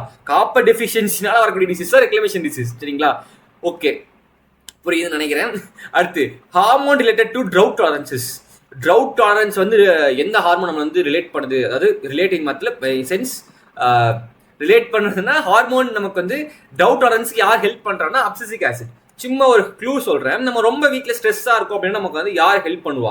நம்ம வந்து ஒரு ஃபினான்ஷியல் ஸ்ட்ரெஸ்ஸாக இருக்கும், இல்லை வந்து ரொம்ப மன நமக்கு கஷ்டமாக இருக்குது அப்படின்னா ஒரு குறிப்பிட்ட ஏஜ் மேலே நம்ம அப்பா தான். ரைட்டா? அப்பா தான் நமக்கு வந்து பார்த்தீங்கன்னா எல்லா ஸ்ட்ரெஸ்ஸையும் நம்ம வந்து அப்போ தான் பார்த்துக்கலாம். என்ன வேலை கிடைக்கலன்னா பார்த்துக்கலாம், நான் இருக்கேன் பார்த்துக்கலான்னு வந்து நமக்கு ஒரு மைண்டை வந்து ரொம்ப பார்த்துக்கலாம் அப்படின்ற ஒரு தைரியத்தை கொடுக்குறது யார்? அப்பா. சரிங்களா? நம்ம ஸ்ட்ரெஸ்ல இருக்கும்போது நம்ம ஸ்ட்ரெஸ்ஸை ஹேண்டில் பண்ணுறது யாரு? நம்ம ஸ்ட்ரெஸ்ஸை குறைக்கிறது யாருன்னு பார்த்தீங்கன்னா அப்பா. அதே மாதிரி பிளான்ட்டுக்கு ஸ்ட்ரெஸ்ஸாக இருக்கும்போது குறைக்கிறது யாருன்னு பார்த்தீங்கன்னா அபா. ஞாபகம் வச்சுக்கோங்க. யாரு? பிளான்ட்டுக்கு யாரு? நமக்கு அப்பா மாதிரி பிளான்ட்டுக்கு அபா, அதாவது அப்சிசிக் ஆசிட். சரிங்களா? அப்சிசிக் ஆசிட் ஸ்ட்ரெஸ்ஸாக இருக்கும் போதெல்லாம் அந்த ஹார்மோன் வந்து நீ ஏன் ஸ்ட்ரெஸ்ஸாக இருக்க நான் பார்த்துக்கிறேன் அப்படின்னு சொல்லி ஸ்ட்ரெஸ்ஸை குறைச்சி விட்டுரும். அதனால இதுக்கு பேர் என்ன? ஸ்ட்ரெஸ் ஹார்மோன் அப்படின்னு பேர் இருக்கு, அப்சிசிக் ஆசிட். அப்போ அந்த ஸ்ட்ரெஸ் என்னெல்லாம் ஸ்ட்ரெஸ்ஸாக இருக்கலாம்னா ட்ரவுட் வந்து ஸ்ட்ரெஸ்ஸாக இருக்கலாம். சார் என்ன ட்ரவுட் வந்து பார்த்தீங்கன்னா எனக்கு தண்ணியே இல்லை, எனக்கு ரொம்ப ஸ்ட்ரெஸ்ஸாக இருக்குன்னா அப்சிசிக் ஆசிட் வரும், நான் பார்த்துக்கிறேன் நீ ஏன் ஃபீல் பண்ணுற அப்படின்னு வந்து பார்த்தீங்கன்னா ட்ரவுட்டை வந்து நமக்கு பாதுகாப்பாக நமக்கு இருந்துக்கும். சரிங்களா? அதாவது ட்ரவுட்டை வந்து டாலரேட் பண்ணுற அளவுக்கு நம்ம அப்சிசிக் ஆசிட் வந்து வேலை பண்ணும். அப்சிசிக் ஆசிட் எப்படி தான் ட்ரவுட் டாலரன்ஸ் பண்ணுது அப்படின்னு பார்த்தீங்கன்னா ஸ்டொமேட்டோலாம் வந்து பார்த்தீங்கன்னா இப்போ லீவ்ஸில் வந்து பார்த்தீங்கன்னா ட்ரவுட் டாலரன்ஸ்லாம் என்ன? வறட்சி, தண்ணி இல்லை, சரிங்களா. தண்ணி இல்லாதப்ப இப்படிலாம் சேமிக்கலாம், நம்ம இருக்கிற தண்ணியை பாதுகாக்கலாம். இருக்கிற தண்ணி எப்படி பாதுகாக்கலாம், அதாவது நம்மளுடைய 2 டைப் ஆஃப் வந்து பார்த்தீங்கன்னா தண்ணி லாஸ் இருக்கு, சரிங்களா. அதாவது ஒன்று லேண்ட்ல இருந்து தண்ணி லாஸ் ஆச்சு, அது பேர் எவாபரேஷன். அதே பிளான்ட்ல இருந்து தண்ணி லாஸ் ஆச்சு, அது பேர் டிரான்ஸ்பிரேஷன், சரிங்களா. இப்போ நம்ம எப்படி தண்ணி சேமிக்க போறோம்னு பார்த்தீங்கன்னா, இந்த அப்சிக் ஆசிட் என்ன பண்ண முடியும், லேண்ட்ல போயிட்டு அதோட ஒன்றும் பண்ண முடியாது, சரிங்களா. அப்போ அப்சிக் ஆசிட் என்ன பண்ணா பிளான்ட்ல இருந்து லாஸ் ஆகிற வாட்டரை தவிர்க்க முடியாதனால என்ன பண்ணும், போயிட்டு லீஃபு ஸ்டொமேட்டோலாம் க்ளோஸ் பண்ணி வை, தண்ணி ஆல்ரெடி பஞ்சமா இருக்கு நமக்கு, நீ ஸ்டொமேட்டோ நீ போட்டு திறந்து வச்சு எல்லாமே தண்ணி ஆவியா போயிட போகுது, நீ ஸ்டொமேட்டோ க்ளோஸ் பண்ணி போயிட்டு அதுக்கு ஆர்டர் போட்டு நமக்கு அந்த டவுட்டை வந்து தாண்டி போறதுக்கு இருக்கிற தண்ணியை சேமிச்சு நம்ம வந்து அந்த டவுட்டை வந்து டாலரேட் பண்ணி நம்ம வாழ்றதுக்கு அப்சிக் ஆசிட் வழிவகுக்கும், ஓகேங்களா. சிம்பிளா இது வந்து இந்த மெக்கானிசம் வந்து உங்களுக்கு சிம்பிளா ஞாபகம் வச்சுக்கிறதுக்கு, ஸ்ட்ரெஸ்ஸை வந்து நமக்கு யார் வந்து ஹேண்டில் பண்றா, நமக்கு அப்பா, பிளான்ட்ல அப்பா, அப்சிக் ஆசிட் ஸ்ட்ரெஸ் ஹார்மோன் அது பேரு, சரிங்களா. அடுத்து contribution of livestock in agriculture is, இந்த டேட்டா மாறிட்டே இருக்கும். ஸோ வந்து அது ரீசென்ட் டேட்டா வந்து பார்த்தீங்கன்னா எக்ஸாமுக்கு முன்னாடி இருக்க டேட்டா நீங்க படிச்சுக்கோங்க, ஓகேவா. அடுத்து ஹார்மோன்ஸ் யூசஸ்னா ஹெர்பிசைட் வந்து பார்த்தீங்கன்னா யூஸ் பண்ணக்கூடிய ஹார்மோனா நம்ம வந்து ஒரு பூச்சிக்குள்ளே யூஸ் பண்றோம். 2,4-D டைகாம்பால் பார்த்தீங்கன்னா நம்ம பூச்சிக்குள்ளே யூஸ் பண்ணிக்கிட்டு இருக்கோம், ஓகேங்களா. அடுத்து element available in both anion and cations. ஆனியான்னா என்னது, நெகட்டிவ் சார்ஜ், சரிங்களா. கேட்டையான் என்னது, பாசிட்டிவ் சார்ஜ். ரெண்டுமே வந்து ஒரு இது அவைலபிளா இருக்கு சார். ஒரு எலமெண்ட் ரெண்டாவும் இருக்குன்னு பார்த்தீங்கன்னா நைட்ரஜன் நமக்கு எப்படி இருக்கு, நைட்ரேட்டாவும் இருக்கு, அதே மாதிரி NO3- இருக்கு, NH4+, அமோனியம் ஃபார்மேட்ல இருக்கு, நைட்ரேட் ஃபார்மேட்ல இருக்கு, சரிங்களா. ரெண்டு ஃபார்மேட்டுமே இது என்னது, இது கேட்டையான், இது ஆனியான் ஃபார்மேட், இது கேட்டையான் ஃபார்மேட், ஓகேங்களா. ரெண்டு ஃபார்மேட்ல அவைலபிள் இருக்குது நைட்ரஜன். மோஸ்ட்லி வந்து பாத்தீங்கன்னா எல்லா பிளான்ட்டும் வந்து இந்த நைட்ரேட் ஃபார்ம்ல தான் வந்து பாத்தீங்கன்னா அப்டேக் பண்ணிக்கும், அதாவது சாயில் வந்து எடுத்துக்கும் போது நைட்ரேட் ஃபார்ம் தான் எடுத்துக்கும், சரிங்களா. இந்த கேட்டையான் ஃபார்மேட் வந்து யார் எடுத்துப்பான்னு பாத்தீங்கன்னா இந்த பேடி ஃபீல்டுல வந்து பாத்தீங்கன்னா தண்ணி தேங்கி இருக்கும் இல்லைங்க, அந்த சமயத்துல இந்த அமோனியம் ஃபார்மேட்ல பேடி அதாவது ரைஸ் எடுத்துக்கும், சரிங்களா. ஸோ பெரும்பான்மையான கிராப்ஸ் வந்து நைட்ரேட் ஃபார்ம்ல தான் எடுத்துக்கும். நைட்ரேட் இது அமோனியம் ஃபார்மேட். நைட்ரேட் ஃபார்மேட்ல பெரும்பான்மையான கிராப்ஸ் எடுத்துக்கும். அமோனியம் ஃபார்மேட்ல இந்த தேங்கி பேடி இதெல்லாம் வந்து பார்த்தீங்கன்னா அமோனியம் ஃபார்மேட்ல எடுத்துக்கும், அதாவது தேங்கி நிற்கிற தண்ணியிலிருந்து எடுக்கிறப்ப அமோனியம் ஃபார்மேட்ல எடுக்கும், சரிங்களா. ஸோ ஒரு நைட்ரஜன் ஒரு எலமெண்ட் ரெண்டாவும் இருக்கு, ஆனியனாவும் இருக்கு, கேட்டைனாவும் இருக்கு, ரெண்டுமே பிளான்ட்ஸுக்கு அப்டேக் ஃபார்ம்ல இருக்கு அப்படின்னு பார்த்தீங்கன்னா அது வந்து நைட்ரஜன் தான், சரிங்களா. அந்த element available in both anion cations nitrogen. அடுத்து டார்மன்சி பிரேக்கிங் ஹார்மோன். டார்மன்சி வந்து பார்த்தீங்கன்னா பிரேக் பண்ற ஹார்மோன் யாருன்னு பார்த்தீங்கன்னா ஜிப்ரலிக் ஆசிட், GA3 என்ன பண்ணுது, டார்மன்சியை உடைக்குது. ஸ்ட்ரெஸ்ஸாக இருக்கும்போது அப்சிக் ஆசிட் என்ன பண்ணுன்னா டார்மன்சி கொண்டு போயிடும். ரொம்ப ஸ்ட்ரெஸ்ஸாக இருக்கும். ஒரு சீடு வந்து பார்த்தீங்கன்னா பிளான்ட் ஸ்ட்ரெஸ்ஸாக இருக்கும்போது ஸ்டொமேட்டோ க்ளோஸ் பண்ணும், சரிங்களா. இது ஒரு சீடு இருக்கு. அந்த சீடு வந்து பார்த்தீங்கன்னா இப்போ போதுமான கண்டிஷன் இல்லை முளைக்கிறதுக்கு. அப்போ என்ன பண்ணும், அப்சிக் ஆசிட் வந்து சொல்லும், தம்பி இப்போ வெளியே சூழ்நிலை சரியில்லை, கொஞ்ச நாளைக்கு அமைதியாகவே இரு அப்படின்னு சொல்லிட்டு டார்மன்சியை காஸ் பண்றது யாருன்னா abscisic acid. Okay, abscisic acid dormancy cause பண்ணிருச்சு. அப்போ டார்மன்சியிலிருந்து வெளியே வரதுக்கு யார் உதவான்னு பார்த்தீங்கன்னா GA3 ஜிப்ரலிக் ஆசிட் என்ன பண்ணுன்னா, எல்லா நிலமையும் நல்லா வந்துருச்சுப்பா, வா டார்மன்சி உடச்சு விட்டு வளரு அப்படின்னு சொல்லி வந்து டார்மன்சி பிரேக்கர் பார்த்தீங்கன்னா ஜிப்ரலிக் ஆசிட். ஓகே, அடுத்து ரிங்வார்ம் டிசீஸ் வந்து பாத்தீங்கன்னா ஃபங்கை டிசீஸ். இது வந்து ரிங்வார்ம் என்ன டிசீஸ்னு, ringworm disease caused by fungus, ஓகேங்களா. அது போதும். அடுத்து monsoon is responsible to cause major rainfall in Tamil Nadu. தமிழ்நாட்டில் வந்து மேஜர் ரெயின்ஃபால் வந்து யார் காஸ் பண்ணு பாத்தீங்கன்னா நார்த் ஈஸ்ட் மான்சூன். இந்த கான்செப்ட் எல்லாருக்கும் தெரிஞ்சிருக்கும்னு நினைக்கிறேன். அதாவது நம்ம ஊர்ல 2 மான்சூன் இருக்கு, சரிங்களா. இந்தியா பொறுத்த வரைக்கும் நம்ம ஊர்னா இந்தியா தான் நம்ம ஊர், சரிங்களா. South west monsoon, north east monsoon, சரிங்களா. சவுத் வெஸ்ட் மான்சூன் அதனாலதான் நம்ம இந்தியால பெரும்பான்மை இடங்களுக்கு மழை பெய்யறதுக்கு காரணம் பார்த்தீங்கன்னா சவுத் வெஸ்ட் மான்சூன். இது கரெக்டா ஜூன்ல இருந்து செப்டம்பருக்குள்ள வரும், ரைட்டுங்களா. இந்த டைம்ல தான் வந்து பாத்தீங்கன்னா பெரும்பான்மையான இந்தியன் ஸ்டேட்ஸ்ல வந்து பாத்தீங்கன்னா நமக்கு மழை பெய்யும். ஆனா இந்தியால வந்து இந்தியா கிடையாது, இந்தியா மாதிரி நினைச்சு போட்டேன், இந்தியா தமிழ்நாடு இங்க இருக்கு, சரிங்களா. அதாவது இந்தியாவை பொறுத்த வரைக்கும் வந்து பாத்தீங்கன்னா நம்ம வெஸ்டர்ன் காட்ஸ் இருக்குல்ல, வெஸ்டர்ன் காட்ஸ்க்கு மலைக்கு இந்த பக்கம் நம்ம இருக்கும். இது வெஸ்டர்ன் காட்ஸுடைய லீவர்ட் சைடு, அதாவது ஷேடோ சைடுல இருந்து பாத்தீங்கன்னா நம்ம இருக்கும். அப்ப காத்து இப்படி போறப்ப அந்த வெஸ்டர்ன் காட்ஸ் மழை வந்து தடுத்துருது நம்மளோட அந்த காத்து வந்து பாத்தீங்கன்னா இந்த பக்கம் வரத்துக்கு, நம்ம ஊருக்கு வரத்துக்கு, தமிழ்நாடுக்கு. அப்ப என்ன நமக்கு வந்து அந்த சவுத் வெஸ்ட் மான்சூன் நமக்கு மழை பெருசா கிடையாது. கேரளா பயங்கர மழையா இருக்கும், நமக்கு வந்து பெருசா மழை இருக்காது ஜூன் டு செப்டம்பர்ல. நமக்கு வந்து அதாவது ரிட்ரீட்டிங் மான்சூன் சொல்லுவாங்க. ஒன்ஸ் இப்படி காத்து போகுதா, அந்த காத்து மேல போய் அடிச்சு திரும்பி வரும்போது நமக்கு இப்படி இந்த மாதிரி வரும்போது நமக்கு மழை பெய்யும். அதாவது நார்த் ஈஸ்ட் மான்சூன் வந்து பாத்தீங்கன்னா அது நார்த் ஈஸ்ட் மான்சூன், திரும்ப அங்கே போயிட்டு திரும்ப வரதா நார்த் ஈஸ்ட் மான்சூன். அப்படி திரும்ப வரும்போது நமக்கு அதிகமாக மழை பெய்யும். இது எப்பன்னு பார்த்தீங்கன்னா அக்டோபர் டு டிசம்பர் டைம்ல. நம்ம கரெக்டாக யோசிச்சு பாருங்களேன், ஒரு வாட்டி நம்ம வெடி வெடிப்போம் தீபாவளி அப்போ தான் மழை பெய்யும். நம்ம அப்பதான் வந்து வெடி வெடிக்கலாம் நல்லா இருப்போம், கரெக்டாக மழை பெஞ்சிடும், சரிங்களா. ஸோ இந்த தீபாவளி டைம்ல கரெக்டாக வந்து பார்த்தீங்கன்னா மழை பெய்யும் நமக்கு. அதாவது பார்த்தீங்கன்னா north east monsoon, okay. North east monsoon நமக்கு அதிகமாக ரெயின்ஃபால் ரிசீவ் பண்ணுது. மொத்த இந்தியாவுக்கும் ரெயின்ஃபால் எதனால தான் அதிகமாக கிடைக்குன்னா south west monsoon. Only for தமிழ்நாடுக்கு மட்டும் நார்த் ஈஸ்ட் மான்சூனால தான் மழை அதிகமாக வருது. காரணம் என்ன, வெஸ்டர்ன் காட்ஸ் நமக்கு வர மழையை தடுத்துறாரு, ஓகேவா. அடுத்து stress hardening in plants can be achieved by, அதான் சொன்னா ஸ்ட்ரெஸ் ஹார்டனிங் இன் பிளான்ஸ். அதாவது ஸ்ட்ரெஸ்ல இருக்கும்போது அதை பாதுகாக்கிறதுக்கு நமக்கு யார் வந்து ஹெல்ப் பண்ணுவா? அபா தான். அதாவது ஸ்ட்ரெஸ் ஹார்மோனே யார் தான்? தலைவர் தான், அப்சிசிக் ஆசிட் தான். ஓகேவா? அடுத்து maximum permissible limit of biuret in urea is 1.5%. Sir என்ன சார் பையூரேட்னா என்ன 1.5% அப்படின்னு பார்த்தீங்கன்னா, யூரியா மேனுஃபேக்சரிங் அப்போ வந்து பார்த்தீங்கன்னா ஒரு கரெக்டான டெம்பரேச்சரில் வந்து மேனுஃபேக்சர் பண்ணிட்டு இருப்பாங்க. சில நேரத்தில் டெம்பரேச்சர் அதிகமாக போகிறப்ப என்ன ஆகும்னா 2 யூரியா மாலிகுல் ஒன்றா சேர்ந்துக்கும். Urea plus urea, 2 urea molecules combine together to form biuret form ஆகும். இந்த பையூரேட் வந்து ரொம்ப ரொம்ப டாக்ஸிக்கானது பிளான்ட்டுக்கு. இதை போட்டிங்கன்னா பிளான்ட் அவ்வளோதான் க்ளோஸ் அப்படின்ற மாதிரி. ஸோ அப்போ வந்து என்ன சொல்றாங்க கவர்மெண்ட் வந்து பார்த்தீங்கன்னா ஒரு குறிப்பிட்ட லெவல் ஃபிக்ஸ் பண்றாங்க. சரிங்களா? பையூரேட் வந்து பார்த்தீங்கன்னா நீ எல்லாம் கரெக்டாக பண்ணுப்பா, பையூரேட் ஆனால் தெரியாம தாண்டி பையூரேட் வந்துருது சார் அப்படின்னா ஓகே, உனக்கு நான் சொல்றேன், நீ 100 கிலோ வந்து நீ மேனுஃபேக்சர் பண்றேன்னு வச்சுப்போ யூரியா, அதுல உனக்கு 1.5 கிலோ பையூரேட் வந்து வந்தா பரவாயில்ல, அலோடு போ, 1.5% தான் ஒரு லிமிட், அதுக்கு மேல பையூரேட் வரக்கூடாது அப்படின்னு சொல்லி ஆர்டர் போட்டாங்க. ஓகேவா? ஸோ 1.5% மேல பையூரேட் வரக்கூடாது. பயோட்டிங்கிறது ஒன்றும் இல்லை, யூரியா தான் அதுவும். ஆனால் 2 யூரியா மாலிகுல்ஸ் ஒன்னா சேர்ந்துடும் ஒரு டெம்பரேச்சர் அதிகமாக இருக்கும்போது, ஒன்னா சேர்ந்து அந்த பையூரியேட் வந்து பார்த்தீங்கன்னா பிளான்ட்ஸுக்கு நல்லதே கிடையாது. யூரியா பிளான்ட்ஸுக்கு வந்து ஓகே, நமக்கு வந்து நல்ல ஃபெர்டிலைசர். ஆனால் பயோரியேட் வந்து பார்த்தீங்கன்னா it's not actually recommended for plants. It is a phytotoxic, வந்து ரொம்ப வந்து நமக்கு பிளான்ட்ஸ்க்கு நச்சு காசு பண்ணக்கூடிய ஒரு விஷயம். சரிங்களா? அப்போ அதுக்கு ஒரு லிமிட் செட் பண்றாங்க கவர்மெண்ட், 1.5%. அதுக்கு மேல என்ன இருக்கக்கூடாது? பயோரியேட் இருக்கக்கூடாது. ஓகே. அடுத்து கார்பன் கண்டென்ட் வந்து பார்த்தீங்கன்னா ஆர்கானிக் மேட்டரில் எவ்வளோ இருக்கணும் அப்படின்னு பார்த்தீங்கன்னா, அதாவது எவ்வளோ இருக்குன்னு பார்த்தீங்கன்னா, இப்போ ஒரு ஆர்கானிக் மேட்டரில் கார்பன் கண்டென்ட் பார்த்தீங்கன்னா 58% இருக்கும். சரிங்களா? 58% வந்து பார்த்தீங்கன்னா ஆர்கானிக் மேட்டரில் கார்பன் தான் இருக்கும். சரிங்களா? கார்பன் வந்து பார்த்தீங்கன்னா எல்லாத்தையுமே கார்பன் இருக்கும். சரிங்களா? ஆர்கானிக் மேட்டரில் வந்து பார்த்தீங்கன்னா 58% கார்பன் இருக்கும். ஓகே. அடுத்து பயோ ஃபெர்டிலைசர் வீட்ல யூஸ் பண்ணக்கூடிய வந்து பயோ ஃபெர்டிலைசர் பார்த்தீங்கன்னா அசட்டோபாக்டர், அதே வந்து சொர்க்கம் கிராஸஸ்ல யூஸ் பண்ணக்கூடியது அசோஸ்பைரில்லம். ஓகேங்களா? ஸோ சொர்க்கம் அண்ட் கிராஸ் யூஸ் பண்ணுறது அசோஸ்பைரில்லம். இது வந்து பார்த்தீங்கன்னா அஸ்டோபாக்டர் வந்து பார்த்தீங்கன்னா வீட்டில் யூஸ் பண்ணுறோம். சரிங்களா? அடுத்து vertical mulches use in which type of soil? Black cotton soil. என்ன சார் வெர்டிகல் மல்ச் வந்து பார்த்தீங்கன்னா பிளாக் கார்டன் சாயில் யூஸ் பண்ணுறோம். அதுக்கு முன்னாடி வெர்டிகல் மல்ச்சில் என்னென்னா ஒன்றும் இல்லைங்க, அதாவது சாயில் வந்து பார்த்தீங்கன்னா இதான் சாயில்னு வச்சுக்கோங்களேன், லேண்டு. அங்கங்கே ஒரு குழி தோண்டிடுவோம், அங்கங்கே குழி தோண்டி இப்படி குழி தோண்டிப்போம். சரிங்களா? குழி தோண்டி அந்த குழிக்குள்ள இந்த பேடி ஸ்ட்ரா, அப்புறம் இந்த மிச்ச மீதி, அதாவது அக்ரிகல்ச்சர் வேஸ்ட்ல இருக்கு பாத்தீங்களா, இந்த அதெல்லாம் வந்து இதுக்குள்ள போட்டு வச்சிருவோம், மேலே வரைக்கும் போட்டு வச்சிருவோம். பெருமனே எங்கன்னு பார்த்தா பிளாக் கார்டன் சாயில்ல. சரிங்களா? பிளாக் கார்டன் சாயில்ல போட்டு வச்சிருவோம். அப்போ மழை பெய்யறப்ப என்ன ஆகும்னா இந்த கிரவுண்ட் வாட்டர் இருக்கு பாத்தீங்களா, இதெல்லாம் கிரவுண்ட் வாட்டர், இது வந்து லேண்டு, இது லேண்டு. ஓகேங்களா? கிரவுண்ட் வாட்டர் வந்து பார்த்தீங்கன்னா ரீசார்ஜ் பண்ணும், கிரவுண்ட் வாட்டர் ரீசார்ஜ் பண்ணி வச்சுக்கோம். ஓகேவா? எதுக்கு சார் இதெல்லாம் பண்றோம், வெர்டிகல் மல்ச் பண்றோம்னு பாத்தீங்கன்னா, யூஸ்வலா வந்து பாத்தீங்கன்னா பிளாக் கார்டன் சாயில் வந்து பாத்தீங்கன்னா அது மாண்ட் மோரலைட்டுங்கிற கிளே அதிகமாக இருக்கும் அதில். சரிங்களா? அதனால அதில் ஸ்ட்ரிங்கிங் அண்ட் அந்த இது கான்செப்ட் இருக்குது பார்த்தீங்களா, அதாவது விரிவடைஞ்சு திரும்ப வந்து அதிகமாக ஸ்வெல்லிங் அண்ட் ஸ்ட்ரிங்கிங், அந்த வார்த்தை தான் டக்குன்னு வரல. ஸ்வெல்லிங் அண்ட் ஸ்ட்ரிங்கிங் வந்து பார்த்தீங்கன்னா அதிகமாக இருக்கும், ஸ்வெல்லிங் அண்ட் ஸ்ட்ரிங்கிங். அப்போது ஒரு மழை பெய்யும் போது என்ன ஆகும்னா ஸ்வெல் ஆகிக்கும், இது சாயில் ஸ்வெல் ஆகி கிரவுண்ட் வாட்டர் ரீசார்ஜ் ஆகாது, தண்ணி தேங்கிக்கும், மேலே தேங்கி சர்ஃபேஸ் ரன் ஆஃப் ஆகிட்டு இருக்கும், வேஸ்ட்டாக போயிட்டு இருக்கும். கிரவுண்ட் வாட்டர் வந்து ரீசார்ஜே ஆகாது. சரிங்களா? சர்ஃபேஸ் ரன் ஆஃப்னா என்ன சார் அப்படின்னா, அப்படியே தண்ணி மேலே தேங்கி நின்று அப்படியே போய் கடலில் கலந்துரும், அதான் சர்ஃபேஸ் ரன் ஆஃப். அப்படி போகிறப்ப என்ன ஆகும், நம்மளுடைய மண்ணெல்லாம் அரிச்சிட்டு போயிடும் மேலே. சரிங்களா? ஸோ இப்போ ஒரு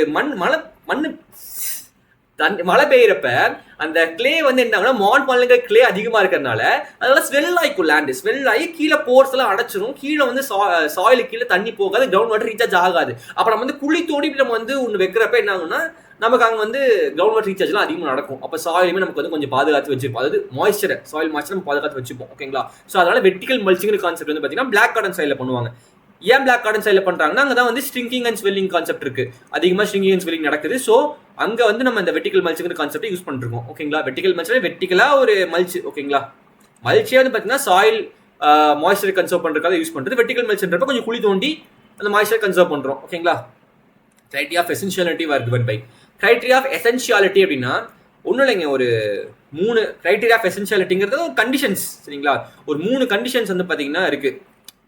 ஒரு எலமெண்ட் எடுத்தீங்கன்னு வச்சுக்கோங்களேன், ஃபார் எக்ஸாம்பிள் ஒரு என்பிகேவோ இல்லை வந்து பார்த்தீங்கன்னா ஒரு போரான் நிக்கல் ஏதோ ஒன்று எடுத்தீங்கன்னு வச்சுக்கோங்களேன், அது வந்து பார்த்தீங்கன்னா அது முக்கியமா இல்லையா, அது எசென்ஷியலா இல்லையா அப்படின்னு சொல்றதுக்கு நமக்கு வந்து ஒரு 3 கண்டிஷன் சொல்றாங்க. யாரு? அர்னால்ட் ஸ்டோக் சொல்றாங்க 3 கண்டிஷன்ஸ். இந்த கண்டிஷன்ஸ்லாம் ஃபாலோ ஆனா அது எசென்ஷியல் அப்படின்னு சொல்றாங்க. என்ன கண்டிஷன் பார்த்தீங்கன்னா, ஒரு எலமெண்ட் அது லைஃப் சைக்கிள் வந்து கம்ப்ளீட் பண்றது கண்டிப்பா முக்கியமா இருக்கணும். ஒரு பிளான்ட் வந்து பார்த்தீங்கன்னா சீட்லேருந்து செடியா மாறி, செடியிலேருந்து பிளான்ட்டா மாறி, பிளான்ட்லேருந்து ஃப்ளாரிங் வந்து திரும்பி ஃப்ளாரிங்லேருந்து ஃப்ரூட் வந்து ஃப்ரூட்லேருந்து சீடா மாறி திரும்பி சீட்லேருந்து அடுத்து பிளான்ட்டா மாறுதா. இதுதான் லைஃப் சைக்கிள். இந்த லைஃப் சைக்கிளில் இந்த எலமெண்ட் இல்லைன்னா அந்த லைஃப் சைக்கிளே கம்ப்ளீட் பண்ண முடியாது. இந்த எலமெண்ட் ஏதோ ஒரு இடத்துல லைஃப் சைக்கிளுடைய ஏதோ ஒரு பகுதியில் இந்த எலமெண்ட் கண்டிப்பாக வேணும், ரொம்ப எசென்ஷியல் அப்படின்னா வந்து பார்த்தீங்கன்னா அந்த எலமெண்ட் எசென்ஷியல் அப்படின்றாங்க. இது ஒன்று மட்டும் போதுமானா இல்லை, இது ஒரு கண்டிஷன். கண்டிப்பா எசென்ஷியலா இருக்கணும். இந்த லைஃப் சைக்கிள் கம்ப்ளீட் பண்றதுக்கு ரொம்ப முக்கியமான ஒன்றா இருக்கணும். அதுக்கு இது ஃபர்ஸ்ட் கண்டிஷன். செகண்ட் அந்த எலமெண்ட்டுக்கு அது ஸ்பெசிபிக் எலமெண்டா இருக்கணும். அந்த எலமெண்ட்டுக்கு சப்ஸ்டியூஷனே இருக்கக்கூடாது. இந்த எலமெண்ட் எல்லாம் பரவாயில்லப்பா, இதை போட்டு நம்ம தேத்திக்கலாம். இப்போ கால்சியம்லாம் என்ன மெக்னீஷியம் போட்டு தேத்திக்கலாம், அது மாதிரிலாம் இல்லை. சரிங்களா? அதாவது இந்த எலமெண்ட்டுக்கு பதிலாக இதை போட்டுக்கலான்ற மாதிரிலாம் இருக்கக்கூடாது. இந்த எலமெண்ட் தான் வேணும், இந்த எலமெண்ட் தான் கண்டிப்பா வேணுன்ற மாதிரி இருக்கணும். சரிங்களா? அடுத்து மூணாவது வந்து பாத்தீங்கன்னா இந்த எலமெண்ட் வந்து பாத்தீங்கன்னா டைரக்டா மெட்டபாலிசம் இன்வால்வ் இருக்கணும். டைரக்டா அதோடைய மெட்டபாலிசம் இன்வால்வ் இருக்கணும். சும்மா இன்டெரக்டா வந்து பாத்தீங்கன்னா ஏதோ ஒரு இடத்துல வந்து இது யூஸ் ஆகுது அப்படின்லாம் கிடையாது. டேரக்டா வந்து பாத்தீங்கன்னா இது ஒரு என்சைம் உடைய காம்பனண்டா இருக்கும், இல்ல வந்து ஏதோ ஒரு கெமிக்கல் ரியாக்ஷன் நடுவில் நடக்கக்கூடிய ஒரு முக்கியமான காம்பனண்டா இருக்கணும். டேரக்டா மெட்டபாலிசம் இன்வால்வ் ஆயிருக்கணும். சரிங்களா? ஸோ 3 கண்டிஷன் சொல்றாங்க. ஏதாவது அந்த பொருள் எசென்ஷியலா இல்லையா, அது எலமெண்ட் எசென்ஷியலா இல்லையா அப்படிங்கிறதுக்கு 3 கண்டிஷன் சொல்றாங்க. இந்த 3 கண்டிஷன்ஸ் யார் சொன்னான்னு பாத்தீங்கன்னா அர்னால்ட் ஸ்டவுட் சொன்ன 3 கண்டிஷன்ஸ் தான் கிரைட்டீரியா. அந்த 3 கிரைட்டீரியா சொல்றாங்க. கிரைட்டீரியா ஆஃப் எசென்ஷியாலிட்டி அப்படின்னு சொல்றாங்க. சரிங்களா? அந்த 3 கண்டிஷன்ஸ் என்ன, அதாவது எல்எஸ்டின்னு வச்சுக்கோங்களேன். அது லைஃப் சைக்கிள் இன்வால்வ் ஆயிருக்கணும், ஸ்பெசிஃபிக்கா இருக்கணும், சப்ஸ்டியூஷன் இருக்கக்கூடாது அதுக்கு. அடுத்து அதே மாதிரி டேரக்டா மெட்டபாலிசம் இன்வால்வ் ஆயிருக்கணும், அது டேரக்ட் மெட்டபாலிசம் இன்வால்வ் ஆயிருக்கணும். ஓகேங்களா? ஸோ இது மாதிரி இருந்துச்சுன்னா அது எசென்ஷியல். இந்த 3 கண்டிஷன்ஸ் ஃபாலோ பண்ணுச்சுன்னா அது எசென்ஷியல் சொல்றாங்க. அர்னால்ட் சொல்லும்போது ஒரு 16 எலமெண்ட் வந்து பாத்தீங்கன்னா எசென்ஷியல்னு சொல்லி சொல்றாங்க. அதுக்கப்புறம் லேட்டரா வந்து பாத்தீங்கன்னா 17 மாத்திட்டாங்க. 17 எசென்ஷியல் எலமெண்ட்னு சொல்லி மாத்திட்டாங்க. ஓகேங்களா? ஸோ எசென்ஷியல் எலமெண்ட்ஸ்னா என்ன அர்த்தம்? எசென்ஷியல் எலமெண்ட்ஸ்னா அது கண்டிப்பா தேவை. இந்த 3 கண்டிஷன் சாட்டிஸ்ஃபை பண்ணா எசென்ஷியல் எலமெண்ட். ஓகேங்களா? இப்போ ஃபங்க்ஷனல் எலமெண்ட்ஸ்னா என்னன்னு சொல்றேன். ஒரு சின்ன க்ளூ ஞாபகம் வச்சுக்கோங்க. FEB. ஓகேங்களா? F is equal to EB. F is equal to EB. Functional elements is equal to essential elements plus beneficial elements. Essential எலமெண்ட்ஸ்னா என்ன? கண்டிப்பா அது வேணும் சார், அது இல்லைன்னா வந்து லைஃப் சைக்கிள் கம்ப்ளீட் ஆகாது, அதுக்கு சப்ஷனே கிடையாது, டேரக்டா அது இன்வால்வ் ஆயிருக்கு, அப்புறம் அது எசென்ஷியல் எலமெண்ட். பெனிஃபிஷியல் எலமெண்ட்ஸ்னா இதெல்லாம் இருந்தால் நல்லா இருக்கும், இன்னும் கொஞ்சம் இதெல்லாம் போட்டா இன்னும் கொஞ்சம் பிளான்ஸ் நல்லா இருக்கும், பெனிஃபிட் அடையும் அப்படின்றது பெனிஃபிஷியல் எலமெண்ட்ஸ். இது ரெண்டும் சேர்த்து என்ன சொல்லுவோம், நம்ம ஃபங்க்ஷனல் எலமெண்ட்ஸ் சொல்லுவோம். இப்போ எசென்ஷியல் எலமெண்ட்ஸ் எவ்வளோ சொன்னேன்னு அர்னால்ட் சொல்லும்போது 16 தான் அவங்க சொன்னாங்க. லேட்டரா வந்து பார்த்தீங்கன்னா அது 17 மாடிஃபை பண்ணிட்டாங்க. நிக்கல் கடைசி வந்து சேர்த்திருப்பாங்க. சரிங்களா? அடுத்து பெனிஃபிஷியல் எலமெண்ட்ஸ் பார்த்தீங்கன்னா ஒரு 4 இருக்கு. சரிங்களா? அந்த 4 ஈஸி தான். கோணவாசின்னு ஞாபகம். கோணவாசினா என்ன? Cobalt, sodium, vanadium, silicon. சரிங்களா? கோணவாசி அது நான் படிக்கிறப்ப ஞாபகம். கோணவாசி தான் என்னன்னா பெனிஃபிஷியல் எலமெண்ட்ஸ். இந்த 4 வந்து பார்த்தீங்கன்னா இருந்தால் கொஞ்சம் நல்லா இருக்கும் சார், நல்லா இருக்கும் இது இருந்தால் அப்படின்றத பெனிஃபிஷியல் எலமெண்ட்ஸ். இந்த 2 சேர்த்துனா தான் ஃபங்க்ஷனல் எலமெண்ட்ஸ் 21. ஓகேங்களா? 2 சேர்த்துனா தான் ஃபங்க்ஷனல் எலமெண்ட்ஸ். ஓகேங்களா? புரிஞ்சா? அடுத்து கிரைட்டீரியா ஆஃப் எசென்ஷியாலிட்டி யார் சொன்னால் அர்னால்ட் ஸ்டவுட். அடுத்து the optimum spacing for வீட்டுக்கு ஆப்டிமம் ஸ்பேசிங் பார்த்தீங்கன்னா 22.5 சென்டிமீட்டர். இதை பார்த்துக்கோங்க. ஓகேவா? அடுத்து நான் ட்ரெடிஷனல் ஏரியா ஃபார் கல்டிவேட்டிங் வீட் ஈஸ்டர்ன் இந்தியா. அதாவது அது என்ன சார் நான் ட்ரெடிஷனல் ஏரியான்னு பார்த்தீங்கன்னா வீட்டுக்கு யூஸ்வலாக கூலிங்கான டெம்பரேச்சர் தேவை. ரைட்டுங்களா? கூலிங்கான ஒரு கிளைமேட் தேவை. இந்த கிளைமேட் நேச்சுரலாகவே எங்கே இருக்குன்னு பார்த்தீங்கன்னா பஞ்சாப் ஹரியானால அடுத்து வெஸ்டர்ன் யூபியில் வந்து பார்த்தீங்கன்னா அதிகமாக இருக்கும். வெஸ்டர்ன் யூபியில் இந்த கிரீன் ரெவல்யூஷனுக்கு அப்புறம் என்னாச்சுன்னா வீட்டுடைய கல்டிவேஷன் எல்லா பக்கமும் வளர்த்த ஆரம்பிச்சிட்டாங்க. ஈஸ்டர்ன் இந்தியா, அதாவது வெஸ்ட் பெங்காலில், ஒடிஷாவில் இங்கெல்லாம் கூட வந்து பார்த்தீங்கன்னா ரைஸுக்கு தான் நல்லா சூட்டபிளான கிளைமேட்டு, ஆனால் வீட்டுமே அவங்க வளர்த்த ஆரம்பிச்சிட்டாங்க. ஸோ அதனால அந்த இடத்த என்ன சொல்ல ஆரம்பிச்சிட்டாங்கன்னா நான் ட்ரெடிஷனல் ஏரியான்னு சொல்லிட்டாங்க. நான் ட்ரெடிஷனல் இது பரம்பரையில வளர்த்தல, நான் ட்ரெடிஷனல். சரிங்களா? கிரீன் ரெவல்யூஷனுக்கு அப்புறம் இங்கேயுமே வீட்டு அதிகமாக வளர்த்த ஆரம்பிச்சிட்டாங்க. ஓகேங்களா? ஸோ நான் ட்ரெடிஷனல் ஏரியா ஃபார் கல்டிவேஷன் வீட்டுன்னு கேட்டாங்கன்னா ஈஸ்டர்ன் இந்தியா, அதாவது இந்த ஒடிஷா, வெஸ்ட் பெங்கால் இந்த பகுதியெல்லாம். சரிங்களா? இப்போ இன்னைக்கு உலக அளவில் அதிக அளவில் வந்து வளர்த்த கிராப் பார்த்தீங்கன்னா வீட்டு தான் அதிக அளவில் வளர்த்திட்டு இருக்கோம். சரிங்களா? Okay. Major phosphate fertiliser commonly use பார்த்தீங்கன்னா DAP, டை அமோனியம் பாஸ்பேட் வந்து பார்த்தீங்கன்னா இன்னைக்கு மேஜர் யூஸ் பண்ணக்கூடிய ஃபாஸ்பேட் ஃபெர்டிலைசர், அது fertiliser. Okay. State having minimum BPL population வந்து பார்த்தீங்கன்னா பஞ்சாப். அது பார்த்தீங்கன்னா இது காலமாக படிச்சுட்டு இருக்கோம். அதாவது பிலோ பாவர்ட்டி லைன் பாவர்ட்டிக்கு, அதாவது பாவர்ட்டி என்ன சொல்லுவோம் நம்ம, வறுமை கோட்டுக்கு கீழ் உள்ளவர்கள் வந்து பார்த்தீங்கன்னா ரொம்ப கம்மியா இருக்காங்க அப்படின்னா பஞ்சாப்னு சொல்லிட்டு இருந்தாங்க காலங்களாமா. ஏன் சார் அவங்களாம் பணக்காரங்களா அப்படின்னு கேட்டீங்கன்னா கிரீன் ரெவல்யூஷன் அப்போ அதிகமாக யூட்டிலைஸ் பண்ணது பஞ்சாப் தான். பஞ்சாப்ல வந்து பாத்தீங்கன்னா நீங்க இன்னைக்குமே பார்க்கலாம், பெரிய ஃபார்மர்ஸ்லாம் கூட வந்து பாத்தீங்கன்னா பஞ்சாப் ரீஜன்ல ஃபார்ச்சுனர், தார் அது மாதிரி வந்து பாத்தீங்கன்னா நல்லா பெரிய கார்லாம் தான் வருவாங்க. பென்ஸ், RDBM வச்சிருக்காங்க எல்லாருமே ஃபார்மர்ஸ். நம்ம வந்து நம்ம ஊர் ஃபார்மர்ஸ் விட்டுருக்கோம், பஞ்சாப்ல இருக்க ஃபார்மர்ஸ் சொல்றேன். பஞ்சாப், அதுக்கப்புறம் வந்து பார்த்தீங்கன்னா ஹரியானா ஃபார்மர்ஸ் பார்த்தீங்கன்னா ரொம்ப ரிச்சா இருப்பாங்க. காரணம் கிரீன் ரெவல்யூஷன் டைம்ல இந்த ரீஜன்ல வந்து அதிகமான growth, அதிகமான எக்கனாமிக் டெவலப்மெண்ட் இன் சென்ஸ் அவங்க தான் வந்து நிறைய ஃபார்மிங், அந்த ஃபார்மிங் கண்டிப்பா ரொம்ப எசென்சியலா வேணுங்கிற சமயத்துல இந்தியாவே இருந்துச்சு. அப்ப அந்த ஃபார்மிங் பண்ணது யாருன்னு பார்த்தீங்கன்னா இந்த பஞ்சாப் ஹரியானா மக்கள் அதிக அளவில் அவங்களுக்கு லாபம் கிடைச்சது அப்போ. சரிங்களா? ஸோ பஞ்சாப் ஹரியானால வந்து பார்த்தீங்கன்னா பஞ்சாப்ல மெயினா வந்து பார்த்தீங்கன்னா பணக்காரர்கள் அதிகமா இருப்பாங்க. ஸோ அங்க கண்டிப்பா பிலோ பாவர்ட்டி லெவல் அப்படின்றது பார்த்தீங்கன்னா குறைவா இருக்கும். அதாவது வறுமை கூட்டிற்கு உள்ள இருக்கவங்க வந்து பார்த்தீங்கன்னா கண்டிப்பா கம்மியாக தான் இருப்பாங்கன்றது ட்ரெடிஷனலா இருக்கிறது. ஆனால் இப்போ ரீசெண்ட் டேட்டால வந்து பார்த்தீங்கன்னா என்ன சொல்றாங்கன்னா கேரளா தான் பிபிஎல் பிலோ பாவர்ட்டி லைன் கம்மியா இருக்காங்க அப்படின்னு வந்து சொல்றாங்க. ஓகேங்களா? ஸோ ஆப்ஷன் கரெக்டாக செக் பண்ணி பாருங்க. ஸோ இப்போ ரீசெண்ட் டேட்டாஸ் படி கேரளா தான் வறுமை கோட்டில் வந்து பார்த்தீங்கன்னா கம்மியா இருக்காங்க. பார்த்தீங்களா? அது வந்து கேரளா அதிகமா இருக்காங்க. என்ன சார் குழப்பறீங்கன்னா, பணக்காரங்க அதிகமா இருக்கிறது கேரளா, வறுமை கம்மி. சிம்பிளா சொல்லலாம், வறுமை ரொம்ப கம்மியா இருக்கக்கூடிய நாடு எதுன்னு பார்த்தீங்கன்னா கேரளா. சரிங்களா? கேரளா தான் பார்த்தீங்கன்னா பாவர்ட்டி லெவல் ரொம்ப கம்மியா இருக்கிறது. சரிங்களா? As per recent data. ஆனால் புக்ல என்ன கொடுத்துருக்காங்கன்னா பஞ்சாப்னு சொல்லியிருக்காங்க. ஓகேங்களா? ஏன்னா காலங்காலமா பஞ்சாப் தான் சொல்லிட்டு இருக்கோம். நம்ம ஏன் பஞ்சாப் சொல்றாங்க ரீசன்னா கிரீன் ரெவல்யூஷன் அப்ப அதிகமா பெனிஃபிட் அடைஞ்சது பஞ்சாப் பீப்புள் தான். சரிங்களா? அதனால அடுத்து மேக்ஸிமம் நம்பர் ஆஃப் பிபிஎல் வந்து பார்த்தீங்கன்னா பீகார் தான். அதுல பிரச்சனை, அதுல பஞ்சாயத்தே இல்லை. பீகார்ல தான் அதிகமாக வந்து பார்த்தீங்கன்னா வறுமை கோட்டில் இருக்கவங்க அதிகமாக பீகார். அதனால தான் என்ன பண்றாங்க, நீ கூட நம்ம நிறைய இடங்கள்ல பார்க்கலாம். நீங்க பீகார் மக்கள் வந்து பார்த்தீங்கன்னா நம்ம சைடு, அது சவுத் சைடில் வந்து பார்த்தீங்கன்னா நல்ல லேபர்ஸாக வராங்க. சரிங்களா?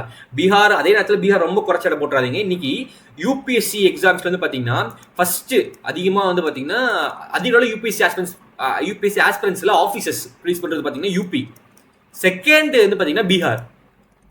என்ன சார் அவங்க அந்த இடத்துல டாப்ல இருக்காங்க, இந்த இடத்துல டாப்ல இருக்காங்கன்னா பீகாரை பொறுத்த வரைக்கும் வந்து பார்த்தீங்கன்னா இன்னித்த சூழல் வந்து பார்த்தீங்கன்னா இங்கே மக்கானா போர்டு வந்துருச்சு. ரைட்டுங்களா? அந்த லோட்டஸ் சீட்ஸ் எல்லாம் வந்துருச்சு. இன்னைக்கு வந்து ஒரு பொருளாதாரம் வந்து கொஞ்சம் டெவலப் ஆகிட்டு இருக்காங்க இன்னைக்கு. ஆனால் ஃபேக்ட்ரிஸ் ரொம்ப கம்மி எங்க பீகார்ல வந்து பார்த்தீங்கன்னா ரொம்ப கம்மின்றப்ப மக்கள் வந்து ஒன்று கவர்மெண்ட் ஜாபுக்கு போகணும், இல்லை படிப்பு வரனா கூலி வேலைக்கு போயிடணும். இந்த ரெண்டு தான் அவங்களுக்கு ஆப்ஷனாக இருந்துச்சு. அப்போ என்ன பண்ணாங்க, நல்லா சிலர் வந்து படிச்சாதான் முன்னேற முடியும்னு சொல்லிட்டு படிச்சு அப்படியே கவர்மெண்ட் சைடில் கவர்மெண்ட் ஆஃபீஸர்ஸாக போயிடுறாங்க. யூபிஎஸ்சி ஆஃபீஸர்ஸ் இல்லை அவங்களுடைய லோக்கல் வந்து பார்த்தீங்கன்னா பப்ளிக் சர்வீஸ் கமிஷன்ஸ்லாம் போயிடுறாங்க. இல்லைனா வந்து பார்த்தீங்கன்னா கூலி வேலைகளுக்கு வந்து பார்த்தீங்கன்னா அந்த ஊரில் பெருசாக ஃபேக்ட்ரிஸ் இல்லாதனால மைக்ரேட் ஆகி வேறு இடங்களுக்கு போயிடுறாங்க. சரிங்களா? ஸோ இன்னைக்காவில் வந்து பார்த்தீங்கன்னா பீகார் டெவலப் ஆகிட்டு இருக்கு, மக்கானா போர்டு வந்திருக்கு. ஸோ கண்டிப்பாக டெவலப் ஆயிரும். ஓகேங்களா? அடுத்து ஸோ பிலோ பாவர்ட்டி லெவல் அதிகமாக இருக்குது. பிலோ பாவர்ட்டி லைனில் வந்து பார்த்தீங்கன்னா பிலோ பாவர்ட்டி லைனில் இருக்க மக்கள் அதிகமாக இருக்க இடம் வந்து பார்த்தீங்கன்னா பீகார் தான். அதில் எந்த ஒரு பிரச்சனையும் கிடையாது. ஓகேவா? பயோஃபர்டிலைசர் வந்து ரொம்ப சூட்டபிள். சுகர் கேனுக்கு வந்து பார்த்தீங்கன்னா அசிட்டோபாக்டர் அதிகமாக யூஸ் பண்ணக்கூடிய பயோஃபர்டிலைசர் பார்த்தீங்கன்னா அசிட்டோபாக்டர். அடுத்து depth of sowing of soybean வந்து பார்த்தீங்கன்னா எந்த டெப்த்தில் சோ பண்ணணும், 3 சென்டிமீட்டர் தான். ஏன்னா சோயாபீன் வந்து பார்த்தீங்கன்னா எபிஜியல் ஜெர்மினேஷன் என்ன சார்னா சீடு வச்சோன்னே மேலே அப்படி முளைச்சு வரும் ஃபர்ஸ்ட், அதான் எபிஜியல் ஜெர்மினேஷன். ஓகேங்களா? அப்போ ரொம்ப ஆழ்ந்து போய் அங்க சீடை வச்சுட்டீங்கன்னா அது மேலே வந்து வரது கஷ்டப்படும். ஸோ கொஞ்சம் மேலாப்ல அப்படியே லைட்டாக 3 சென்டிமீட்டர் அந்த டெப்த்தில் சோ பண்ணுறப்ப சோயாபீன் சீட் நல்லா வந்துடும். ஓகேங்களா? அடுத்து first variety of rice introduce in இந்தியாவில் இன்ட்ரடியூஸ் பண்ண ஃபர்ஸ்ட் ரைஸ் TN1. சரிங்களா? அடுத்து இந்தியன் மஸ்டர்ட் என்ன சொல்லுவாங்கன்னா பிராசிகா ஜுன்சியான்னு சொல்லுவாங்க. இந்தியன் மஸ்டர்ட்ஸ் நிறையா இருக்குது, ஒரு ட்ரையாங்கிளே இருக்குது, நம்ம பின்னாடி பார்க்கலாம். ஸோ இந்தியன் மஸ்டர்ட் என்ன சொல்லுவாங்கன்னா பிராசிகா ஜுன்சியான்னு சொல்லுவாங்க. அது வந்து ப்ரௌன் மஸ்டர்ட்னு சொல்லுவாங்க, ராய்னு சொல்லுவாங்க, ப்ரௌன் மஸ்டர்ட்னு சொல்லுவாங்க, பிராசிகா ஜுன்சியா அது இந்தியன் மஸ்டர்ட். ஓகேங்களா? அடுத்து எக்ஸ்ப்ளோசிவ் ஃபெர்டிலைசர்னு பார்த்தீங்கன்னா அமோனியம் நைட்ரேட். நீங்கள் வந்து ரீசெண்டாக வந்து இப்போ ஒரு படம் வந்துச்சு, லீடர் அப்படின்னு ஒரு படம் வந்துச்சு. சரிங்களா? நம்ம லெஜண்ட் நடிச்சிருப்பாரு. அந்த படத்தில் வந்து பார்த்தீங்கன்னா இந்த அமோனியம் நைட்ரேட் கான்செப்ட் இருக்கும். அமோனியம் நைட்ரேட் வந்து பார்த்தீங்கன்னா இது எக்ஸ்ப்ளோசிவ் நேச்சர் அப்படின்ற ஒரு விஷயம், ஒரு வார்த்தை இருக்கும், அதுக்காக சொன்னேன். அமோனியம் நைட்ரேட் வந்து பார்த்தீங்கன்னா எக்ஸ்ப்ளோசிவ் ஃபெர்டிலைசர். ஓகேங்களா? அடுத்து most prominent soil group of India பார்த்தீங்கன்னா அலுவியல் சாயில். சரிங்களா? அலுவியல் சாயில் தான் நம்ம ஊரில் ரொம்ப அதிகமாக இருக்கக்கூடியது. ஏன்னா வந்து நம்ம நாடு வந்து பார்த்தீங்கன்னா நிறைய ஆறுகளால் வளம் பெற்ற நாடு நம்மளுது. சரிங்களா? நிறைய ரிவர்ஸ் இருக்கு. ஸோ அதனால அலுவியல் சாயில் அதிகமாக இருக்கு நமக்கு. அடுத்து எஸ்எஸ்பி வந்து பார்த்தீங்கன்னா சல்ஃபர் கண்டென்ட்ஸ், அதாவது சிங்கிள் சூப்பர் பாஸ்பேட் வந்து பார்த்தீங்கன்னா அதில் என்ன அதிக சல்ஃபர் எவ்வளோ இருக்கு, 12% இருக்கு. சரிங்களா? இனி ஆச்சு 21. And which micronutrient division in Indian soil. Indian சாயிலில் 2 விஷயம் கம்மியாக இருக்கும். சரிங்களா? என்செட்னு வச்சுக்கோங்களேன். சிம்பிளாக ஒரு சின்ன ஹிண்ட் சொல்கிறேன், ஆனால் யார் மனதையும் புண்படுத்துறதுக்கு இல்லை. நம்ம இப்போ இருக்கிறதுல விவரம் கம்மியாக இருக்குது ஜென்சின்னு வச்சுக்கோங்க, சும்மா ஒரு பேருக்கு ஜென்சின்னு வச்சுக்கோங்களேன். ஜென்சி தான் நம்ம ஊரில் இப்போ விவரம் கம்மியாக இருக்குன்னு வச்சுக்கோங்க. ஜென்சியில் இந்த என்செட் மட்டும் வச்சுக்கோங்க. நைட்ரஜன் மேக்ரோநியூட்ரியன்ட்ல கம்மியாக இருக்குது, ஜிங்க்கு மேக்ரோநியூட்ரியன்ட்ல கம்மியாக இருக்கும். விவரம் கம்மி ஜென்சிக்கு, சும்மா அப்படிலாம் இல்லைங்க, பயங்கர விவரமா இருக்காங்க, சும்மா ஞாபகம் வச்சுக்கிறதுக்கு சொல்ற ஒரு ஹிண்ட். ஜென்சிக்கு விவரம் கம்மி. நம்ம ஊர்ல வந்து பாத்தீங்கன்னா நைட்ரஜன் ஜிங்கு கம்மி. ஓகேங்களா? நைட்ரஜன் ஜிங்கு கம்மி, மேக்ரோநியூட்ரியன்ட்ல நைட்ரஜன் கம்மி. சரிங்களா? அதே மாதிரி மைக்ரோநியூட்ரியன்ட்ல ஜிங்கு கம்மி. ஓகேங்களா? சின்ன க்ளூ தான். ஆனால் நம்ம ஜென்சியில் ரொம்ப விவரமா இருக்காங்க. ஓகேவா? அடுத்து நானும் ஜென்சி தான். அடுத்து spike tooth harrow is a type of implement. என்ன டைப் ஆஃப் இம்ப்ளிமெண்ட் கேட்காங்க, செகண்ட் இன்டெலிஜென்ஸ் இம்ப்ளிமெண்ட் சொல்றாங்க. ஓகே, ஃபர்ஸ்ட் என்ன சார் செகண்ட் டிலேஜுக்கு முன்னாடி சின்ன எல்லாம் ஒரு எல்லாத்துலயும் ஒரு சொல்லணும்ல, சும்மா அப்படியே ஒன்லைனா சொன்னா ஈஸியா புரியாதுல்ல. ஸோ வந்து டில்லேஜ் வந்து பார்த்தீங்கன்னா பொறுத்த வரைக்கும் பிரைமரி டில்லேஜ் செகண்ட் டில்லேஜ் நின்று இருக்குங்க. பிரைமரி டில்லேஜ்னா ஒன்றும் இல்லை, ஃபர்ஸ்ட் உழுகுறீங்களா அது பிரைமரி டில்லேஜ், அவ்வளோதான்.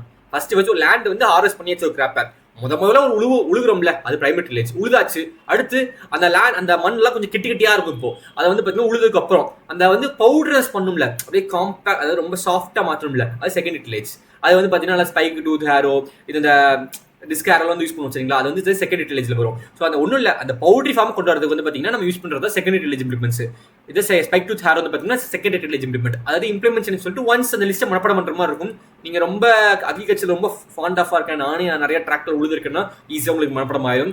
இல்லை நான் சிட்டியில் இருக்கேன், எனக்கு வந்து பெருசாக இம்ப்ளிமெண்ட்ஸ்லாம் ஞாபகம் இல்லைன்னா நீங்கள் கொஞ்சம் ஒரு க்ளூ வச்சு ஞாபகம் வச்சுக்கோங்க. ஓகேவா? இப்போ இந்த ஸ்பைக் டூத் ஹேரோங்கிறது இட்ஸ் செகண்ட் இம்ப்ளிமெண்ட், அதை ஞாபகம் வச்சுக்கோங்க, செகண்ட் டில்லேஜ் இம்ப்ளிமெண்ட். அடுத்து most widely used material for correcting soil acidity. Soil acidity correct பண்ணுறதுக்கு ரொம்ப அதிகமாக யூஸ் பண்ணுறது பார்த்தீங்கன்னா கால்சியம் கார்பனேட், லைம் தான் கால்சியம் கார்பனேட். ஏன் சார் கால்சியம் கார்பனேட் அப்படின்னு பார்த்தீங்கன்னா அசிடிட்டினால என்னங்க, ஒரு சாயில் ஏன் அசிடிட்டின்னு சொல்கிறோம், அங்கே H+ அயான்ஸோ அலுமினியம் அயான்ஸோ அதிகமாக இருக்கும், அதாவது வந்து அசிடிட்டி சாயில்னு சொல்கிறோம். இப்போ கால்சியம் கார்பனேட் அங்கே போடும்போது என்ன ஆகும்னா இந்த கால்சியம் போயிட்டு ஹைட்ரஜன் அலுமினியம் ரீப்ளேஸ் பண்ணிடும். தம்பி ஹைட்ரஜன் கிளம்பு, தம்பி அலுமினியம் கிளம்பு அப்படின்றோம். ஹைட்ரஜன் அலுமினியம் இருக்கிறதுனால தான் சாயில் அசிடிக்கா இருக்கு. ஹைட்ரஜனும் அலுமினியம் இருக்கிறதுனால தான் சாயில் அசிடிக்கா இருக்கு. இப்போ இது ரெண்டையும் கலப்பி விட்டுருச்சுன்னா சாயில் அசிடிட்டி என்ன ஆகும், குறைஞ்சிரும். pH என்ன ஆகும், அதிகமாயிரும். pH அதிகமாச்சுன்னு அர்த்தம் சாயில் அசிடிட்டி குறைஞ்சிருச்சு, பேஸ் நோக்கி நகருதுன்னு அர்த்தம். ஸோ pH ஸ்கேல் எப்படி இருக்கும் சரிங்களா, pH ஸ்கேல்ல pH அதிகமாக அது பேசிசிட்டி அதிகப்படுது, பேசிக் கண்டென்ட் அதிகமாக இருக்குன்னு அர்த்தம். pH கம்மியா இருந்துச்சுன்னா அசிடிட்டி அதிகமாக இருக்குன்னு அர்த்தம். ஸோ இப்போ நம்ம அசிடிட்டி குறைக்கணும்னா என்ன ஆகும், நம்ம ஹைட்ரஜனையும் அலுமினியமையும் ரீப்ளேஸ் பண்ண போறோம். ரீப்ளேஸ் பண்ணா என்ன ஆட்டோமேட்டிக்கா pH ஏறும். pH ஏறிடுச்சுன்னா அசிடிட்டி குறைஞ்சிரும். ஓகேங்களா, எல்லாம் ஒண்ணுதான், அசிடிட்டி குறைஞ்சா pH ஏறும் சரிங்களா. ஸோ சாயில்ல வந்து பார்த்தீங்கன்னா அசிடிட்டி குறைக்க நம்ம லைம் யூஸ் பண்ணுவோம். ஓகேங்களா. அடுத்து டயரா cultivation method is followed in cucurbits. டயர்னா ஒன்றும் இல்லைங்க, ரிவர் பெட் கல்டிவேஷன். அது இந்த ஆறு இருக்கு இல்லைங்க, ஆத்துக்கு பின்னாடி சொல்லுவாங்க, ஆத்துக்கு பக்கத்துல அந்த மாதிரி இடத்துல வந்து பார்த்தீங்கன்னா கல்டிவேட் பண்ணுவோம். குக்குபிட்ஸ் அதிகமாக கல்டிவேட் பண்ணுவோம். இந்த watermelon, muskmelon cultivate பண்ணுவோம். அது வந்து பார்த்தீங்கன்னா டயரான்னு சொல்லுவாங்க. டயர்னா ரிவர் பெட், அவ்வளோதான். டயரா கல்டிவேஷனா ரிவர் பெட் கல்டிவேஷன். அது தண்ணி ஓடிட்டு இருக்கு, அது பக்கத்தில் கூடிய இடம், ரிவருக்கு பேக் யார்டு, ரிவருடைய இது வந்து பார்த்தீங்கன்னா அந்த பக்கத்தில் கூடிய இடம் தான் பார்த்தீங்கன்னா ரிவர் பெட்னு சொல்லுவோம். அங்கே நம்ம கல்டிவேட் பண்ணக்கூடிய கிராப் வந்து பார்த்தீங்கன்னா குக்குபிட்ஸ் அதிகமாக கல்டிவேட் பண்ணுறோம். ஓகேங்களா. Next CN ratio of organic matter. Organic மேட்டருடைய CN ரேஷியோ பார்த்தீங்கன்னா 10:1. ஆர்கானிக் மேட்டர் நிறையா விஷயங்களுக்கு, ஐ மீன் CN ரேஷியோ நிறையா விஷயத்துக்கு படிக்க வேண்டியது இருக்கு உங்களுக்கு பின்னாடி வந்து பார்த்தீங்கன்னா. ஸோ இப்போதைக்கு ஆர்கானிக் மேட்டர் ஞாபகம் வச்சுக்கோங்க 1:10. ஓகேங்களா. ஆர்கானிக் மேட்டர் வந்து பார்த்தீங்கன்னா CN ரேஷியோ வந்து பார்த்தீங்கன்னா 10:1. சாரி 10:1 வந்து பார்த்தீங்கன்னா CN ரேஷியோ. ஓகே. அடுத்து நேஷனல் சீட் ஆக்ட் வந்து பார்த்தீங்கன்னா 1966, நேஷனல் சீட் கார்பரேஷன் 1963. இது வந்து அப்படியே ஆர்டரா வச்சுக்கோங்க. 1963 வந்து பார்த்தீங்கன்னா NSC ஃபார்ம் பண்ணாங்க, அதாவது நேஷனல் சீட் கார்பரேஷன் ஃபார்ம் பண்ணாங்க. ஃபார்ம் பண்ணி 3 வருஷத்துல நேஷனல் சீட் ஆக்ட் கொண்டு வந்தாங்க. 1966ல சீட் ஆக்ட் கொண்டு வந்தாங்க. அடுத்து 3 வருஷத்துல 1969ல அந்த ஆக்டை சீட் ஆக்டை அமலுக்கு கொண்டு வந்துட்டாங்க. அமல்படுத்துறதுல என்னது, சீட் ஆக்ட் கொண்டு வந்தது 66 தான். ஆனால் அது நடைமுறைக்கு, அது வந்து செயலுக்கு வந்தது எப்படின்னா 1969ல. ஓகேவா. நடைமுறைக்கு வந்தது 1969ல. ஓகே.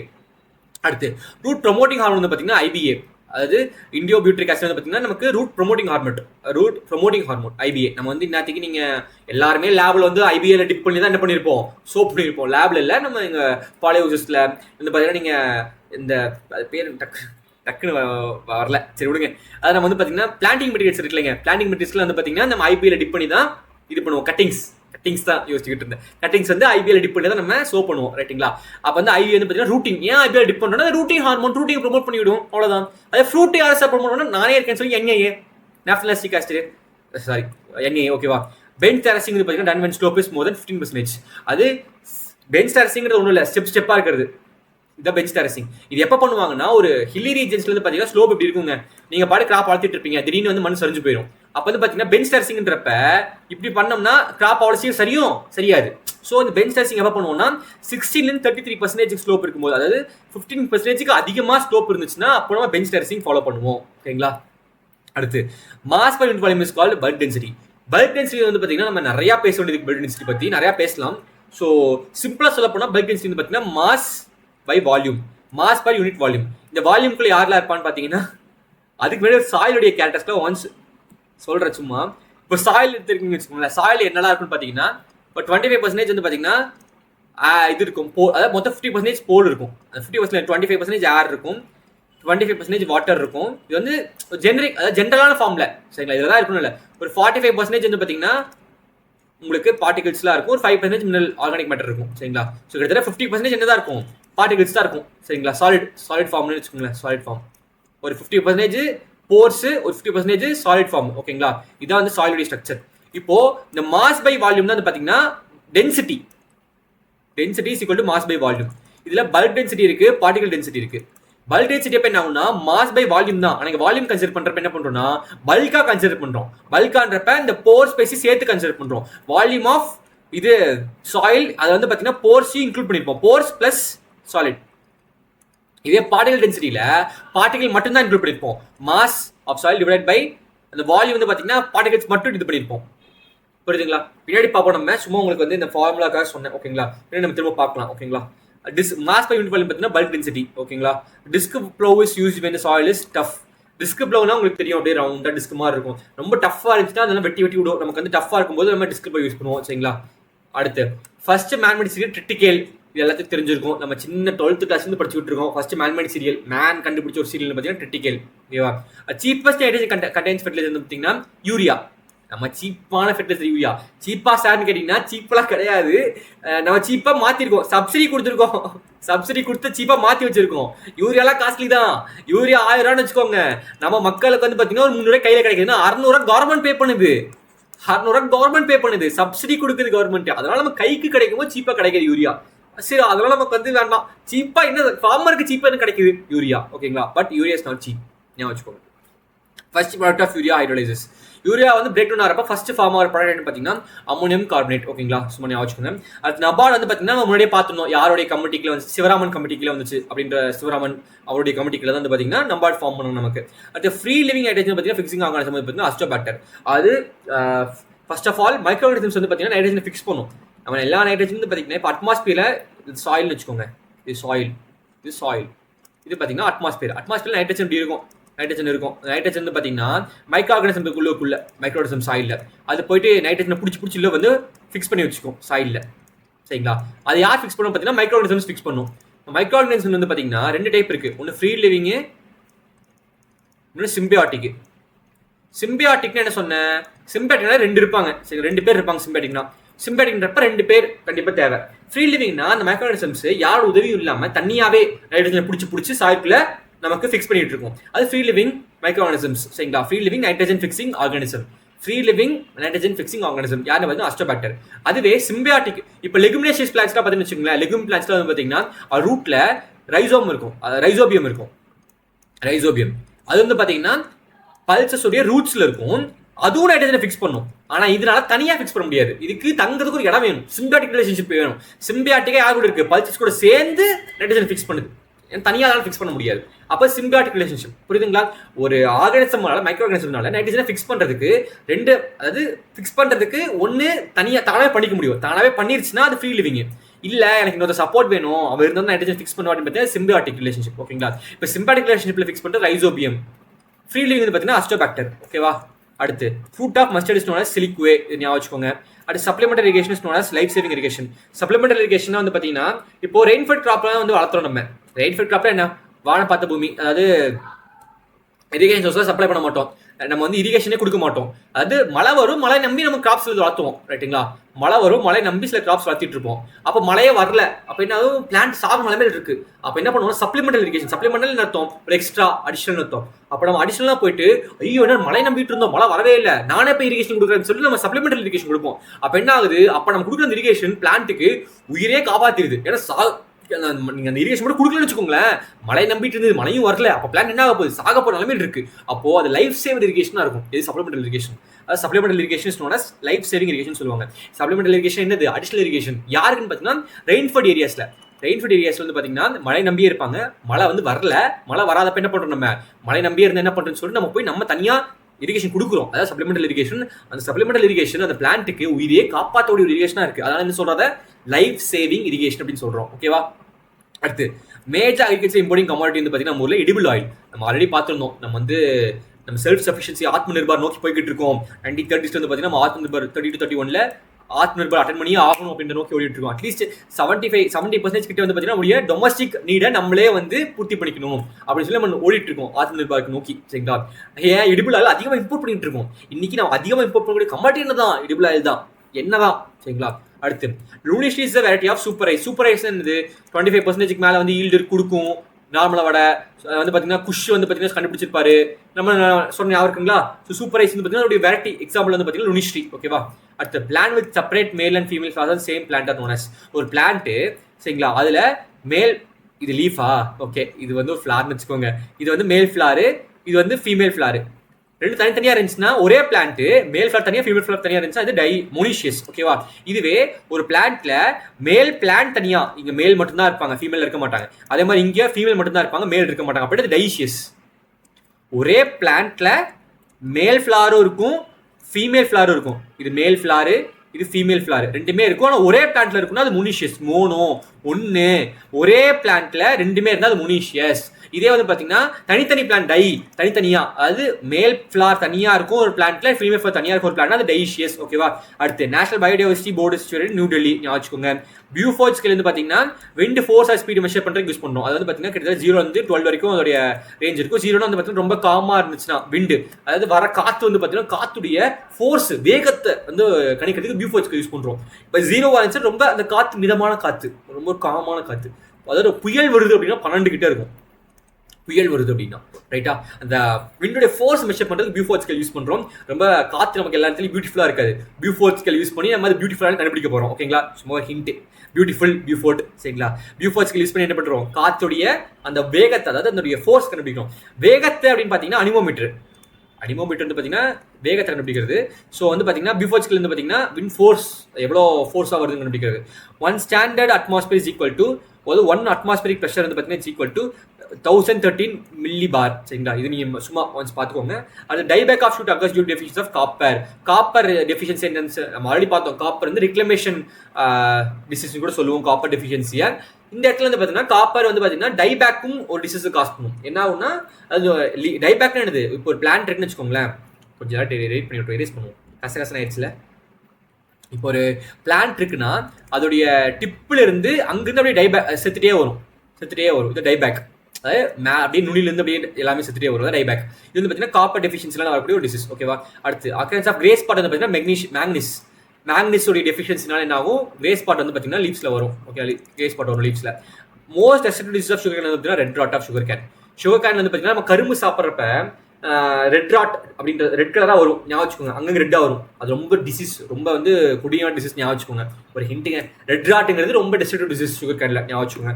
அடுத்து potatoes are born on stolen. ஸ்டோலன்னா ஃபர்ஸ்ட் ஆஃப் ஆல் என்னன்னு பார்த்தீங்கன்னா ரன்னர் ஸ்டோலன் வந்து பார்த்தீங்கன்னா படிச்சிருப்பீங்க.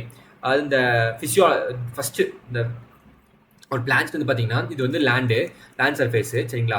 இப்போ வந்து இங்கே இது ஒரு ஸ்டெம்மு தான். அந்த ஸ்டெம்மு வந்து பார்த்தீங்கன்னா இப்படி போகும், ரைஸ் ஆகும், அப்படி டக்குன்னு கீழே வந்துடும். திரும்ப வந்து பார்த்தீங்கன்னா இங்கே ஒரு பிளான் ஃபார்ம் ஆயிரும். சரிங்களா. இது வந்து பார்த்தீங்கன்னா ஸ்டோலன்.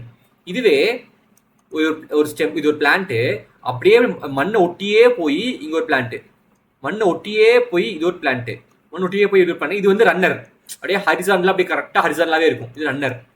ஆனால் ஸ்டோலன் கிட்டத்தட்ட கிரவுண்டுக்கு மேலே தான் இருக்கும், ஆனால் பெண்டிங் இருக்கும், இங்கே மேலே போய் இப்படி இறங்கும் ஸ்டோலன். சரிங்களா. ரெண்டுமே வந்து பார்த்தீங்கன்னா இப்படி ஸ்டெம்மு தான். அதாவது பார்த்தீங்கன்னா ஸ்டெம் வந்து பார்த்தீங்கன்னா இப்படி சைடில் வளருது. சரிங்களா. சைடில் வளருது, இப்படி ஏறி இறங்கும். இது எதுன்னு பார்த்தீங்கன்னா உங்களுக்கு ஸ்டோலன். இறங்கும் போது இந்த இடத்துல ரூட் ஃபார்ம் ஆகுமா, அதுதான் வந்து பார்த்தீங்கன்னா ரைசோம். இந்த ஒன்றும் இல்லைங்க, கிழங்கு தான், ஒரு டியூபர்ஸ். சரிங்களா. இங்கே போய் கான்டாக்ட் ஆகும்போது உங்களுக்கு டியூபரைசேஷன் நடந்து டியூபர்ஸ் ஃபார்ம் ஆகும். பொட்டேட்டோ வந்து பார்த்தீங்கன்னா என்னன்னு சொல்லுங்க ஃபர்ஸ்ட் ஆஃப் ஆல். பொட்டேட்டோ வந்து பார்த்தீங்கன்னா மாடிஃபிகேஷன் ஆஃப் ஸ்டெம். இங்கே இருக்க ஸ்டோலன், சாரி, பொட்டேட்டோ ஸ்டோலன் வந்து பார்த்தீங்கன்னா பொட்டேட்டோ ஃபார்ம் ஆகும். பொட்டேட்டோ வந்து பார்த்தீங்கன்னா இது வந்து ஆக்சுவலி ரூட் மாடிஃபிகேஷனே கிடையாது, ஸ்டெம். ஆனால் ஸ்வீட் பொட்டேட்டோ வந்து பார்த்தீங்கன்னா it's root modification, adventures root modification. Potato வந்து பார்த்தீங்கன்னா இட்ஸ் ஸ்டெம் மாடிஃபிகேஷன். இது வந்து கன்ஃபியூஸ் ஆகும் நிறைய பேருக்கு. பொட்டேட்டோ வந்து பார்த்தீங்கன்னா பொட்டேட்டோல பார்க்குறப்ப அந்த கண்ணுலாம் இருக்கும். சரிங்களா. அது பார்த்தீங்கன்னா நோட்ஸ் இன்ட் நோட்ஸ் இருக்கும். நோட்ஸ் அண்ட் நோட்ஸ் இருந்தாலே ஸ்டெம் தான். ஓகேவா. ஸோ ஸ்டெம் மாடிஃபிகேஷன் என்னது பொட்டேட்டோ, ரூட் மாடிஃபிகேஷன் என்னது ஸ்வீட் பொட்டேட்டோ. ஓகேங்களா. Sowing of sugarcane in trench method is helpful to prevent lodging. சிம்பிளுங்க, சுகர் கேன் ரொம்ப நெட்டமாக வளர்ந்துட்டே இருக்கும் சுகர் கேன். சரிங்களா. அப்போ கொஞ்சம் ஆழமாக நம்ம வந்து ஒரு ட்ரென்ச் குழி தோண்டி அந்த இது வளரும் போது அதோடைய குழி தோண்டி சுகர் கேனை நடும்போது என்ன நமக்கு அதோடைய ரூட்டிங் நல்லா இருக்கும். சரிங்களா. நல்லா ரூட் வந்து கீழே நல்லா பேஸ் ஸ்ட்ராங்காக இருக்கும். பேஸ் ஸ்ட்ராங்காக இருக்கும்போது சுகர் கேன் நல்லா ஹைட்டாக வளர்ந்தாலும் சாயாது. லார்ஜிங் என்னது, சாயறது, கீழே சாஞ்சிறதா லார்ஜிங், வெயிட் தாங்க முடியாமல். இப்போ நல்லா ஆழமாக வந்து அதை போட்டோம்னா ரூட்டிங் நல்லா இருக்கும். ரூட்டிங் நல்லா இருந்துச்சுன்னா வேர் நல்லா ஸ்ட்ராங்காக இருக்குன்றப்ப மரம் வந்து அதாவது சுகர் கேன் வந்து சாயாது, அவ்வளோதான். ஓகேவா. அது for seed purpose cut is க்ரோனஸ். அது இப்போ நம்ம வந்து கேரட் வந்து பார்த்தீங்கன்னா சாப்பிட்றதுக்குன்னா ஒரு சீசன் அலோவ் பண்ணுவோம். அதே சீட் ஜென்ரேஷனுக்கு 2 சீசன் அலோவ் பண்ணுவோம். அதை பயனியல்னு சொல்லுவாங்க. ஓகேவா? அதாவது சீட் பர்பஸ்க்காக நம்ம வந்து இன்னொரு சீசன் அலோவ் பண்றப்ப அதை பயனியல்னு சொல்லுவோம். ஓகேங்களா? Boron is harmful to plants when concentration is 3 ppm. Boron எப்போ நமக்கு வந்து ஹார்ம்ஃபுல்லா இருக்குன்னு பார்த்தீங்கன்னா 3 ppmக்கு மேலே போச்சுன்னா போரான் இஸ் ஹார்ம்ஃபுல். ஓகேங்களா? ஞாபகம் வச்சுக்கோங்க. which crop has maximum productivity among the cereals? cerealsல அதிக ப்ரொடக்டிவிட்டி இருக்குது பார்த்தீங்கன்னா மைஸ் தான். மைஸா அதிக லெவலில் நம்ம வளர்த்திட்டு இருக்கோம். சரிங்களா? வேர்ல்டு லெவலையும் கூட அது வீட்டு தான் அதிகமாக வளர்த்துறோம். ப்ரொடக்டிவிட்டி அதிகமாக இருக்குது பார்த்தீங்கன்னா மைஸ். ஓகேங்களா? கலர் வந்து பார்த்தீங்கன்னா shape of anti transparent reflecting type. அதாவது இப்போ ஆன்டி டிரான்ஸ்பரண்ட் என்ன, டிரான்ஸ்பிரேஷனை தவிர்க்கிறோம். சரிங்களா? டிரான்ஸ்பிரேஷன் தவிர்க்கிறோம்னா என்னது, இப்போ லீஃப்ல இருந்து பார்த்தீங்கன்னா இது வெளியே போகுது, இது வாட்டர் வெளியே போகுது ஆஸ் அ இந்த ஃபார்ம் ஆஃப் வேப்பர். அதாவது டிரான்ஸ்பிரேஷன் சொல்கிறோம் நம்ம. ஓகேவா? ஒரு இலையில தண்ணி வந்து வெளியே போகுது, நம்ம டிரான்ஸ்பிரேஷன் சொல்கிறோம். அதுக்கு வந்து பார்த்தீங்கன்னா நம்ம சன்ஸ்கிரீன் போடுறோம்ல, சன்ஸ்கிரீன் அது மாதிரி வந்து பார்த்தீங்கன்னா கலர் என்ன பண்ணணும்னா இப்படி மேலே அப்ளை பண்ணிட்டோம்னா அது வந்து ரெஃப்ளெக்டிங்காக இருக்கும். இப்போ வந்து ஹீட் வரும்போது ரேஸ் வரும்போது ரெஃப்ளெக்ட் பண்ணி விட்டுரும். சன்ஸ்கிரீன் மாதிரி வச்சுக்கோங்களேன் கைலுங்கிறது. சரிங்களா? கைலில் வந்து சன்ஸ்கிரீன் வச்சுக்கோங்க. அது ரெஃப்ளெக்டிங் டைப் ஆன்டி டிரான்ஸ்பரண்ட். அடுத்து சைக்கோசில் வந்து பார்த்தீங்கன்னா க்ரோத் ரெட்டர்னட். இது வந்து பார்த்தீங்கன்னா உங்களுக்கு நமக்கு டிரான்ஸ்பிரேஷன் கம்மி பண்ணுது. ஆனால் என்ன பண்ணுதுன்னா க்ரோத்தை வந்து குறைச்சி விட்டுருது. இப்போ உதாரணத்துக்கு 2 பிளான்ட் எடுத்துக்கலாம். ஒரு பிளான்ட்டு ஹைட்டாக இருக்குது, நல்லா நிறையா லீவ்ஸ் இருக்குது, இன்னொரு பிளான்ட் குட்டியாக இருக்குது, ஒரு 2 லீவ்ஸாக இருக்குது. இப்போ 2 இதில் டிரான்ஸ்பிரேஷன் அதிகமாக இருக்கும். இந்த படம் தான் டிரான்ஸ்பிரேஷன் அதிகமாக இருக்கும். ஏன்? அதிகமான அளவுக்கு எக்ஸ்போஸ் ஆகுது, சன்லைட் கூட அதிகமான அளவுக்கு எக்ஸ்போஸ் ஆகுது. எக்ஸ்போஸ் ஆகிறப்ப ஹீட் தாங்க முடியாமல் எல்லா இடத்துலேருந்தும், அதாவது ஸ்டொமேட்டோ மூலமாக ஆவி வந்து நீர் வந்து பார்த்தீங்கன்னா வாட்டர் வந்து ஆவியாக வெளியே போயிடும். இதுவே இது வந்து பார்த்தீங்கன்னா எக்ஸ்போஸ் ஆகிறதே கம்மி தான் சன்னுக்கு. அப்போது இங்கேருந்து வெளியே போகிற தண்ணி கம்மியாக இருக்கும். சரிங்களா? ஸோ இப்போ இந்த சைக்கோசில் என்ன பண்ணுதுன்னா, சைக்கோத்தனமா நீ ஹைட்டாக வளர்ந்தா தான் நீ வந்து தண்ணி அதிகமாக வெளியேற்றுவ, நீ குட்டியாருன்னு சொல்லிட்டு குட்டி பண்ணி விட்டுரும். க்ரோத் ரெட்டார்டன்ட். என்னது? குறைக்கிறது, அதாவது அமுக்குறதுன்னு வச்சுக்கோங்க. ரெட்டார்டன்ட்னா இப்போ க்ரோத் ரெட்டார்டன்ட்னா க்ரோத்தை சப்ரஸ் பண்ணிடும். சரிங்களா? அப்போ என்ன ஆகும்? குட்டியாக பிளான்ட் இருக்கும், டுவாஃப் நேச்சராக இருந்தால் அதிக உள்ள லீஃப் இருக்காது. லீஃப்லாம் வந்து பார்த்தீங்கன்னா ஏரியல் பர்ட்ஸ் கம்மியாக இருக்கும். ஏரியல் பர்ட்ஸ் கம்மியாக இருக்கும்போது சன்ல எக்ஸ்போஸ் ஆகிற இது கம்மியாக இருக்கும். சன்ல கம்மியாக எக்ஸ்போஸ் ஆச்சுன்னா தண்ணி வெளியே போகிறதும் கம்மியாக தான் இருக்கும். ஓகேங்களா? அடுத்து ஃபேமிலி ஆஃப் செசாம். இது நீங்கள் டேட்டா படிச்சாகணும். செசாம் வந்து பார்த்தீங்கன்னா பெரலேசியே, இது வந்து பார்த்தீங்கன்னா டிலியேசியே.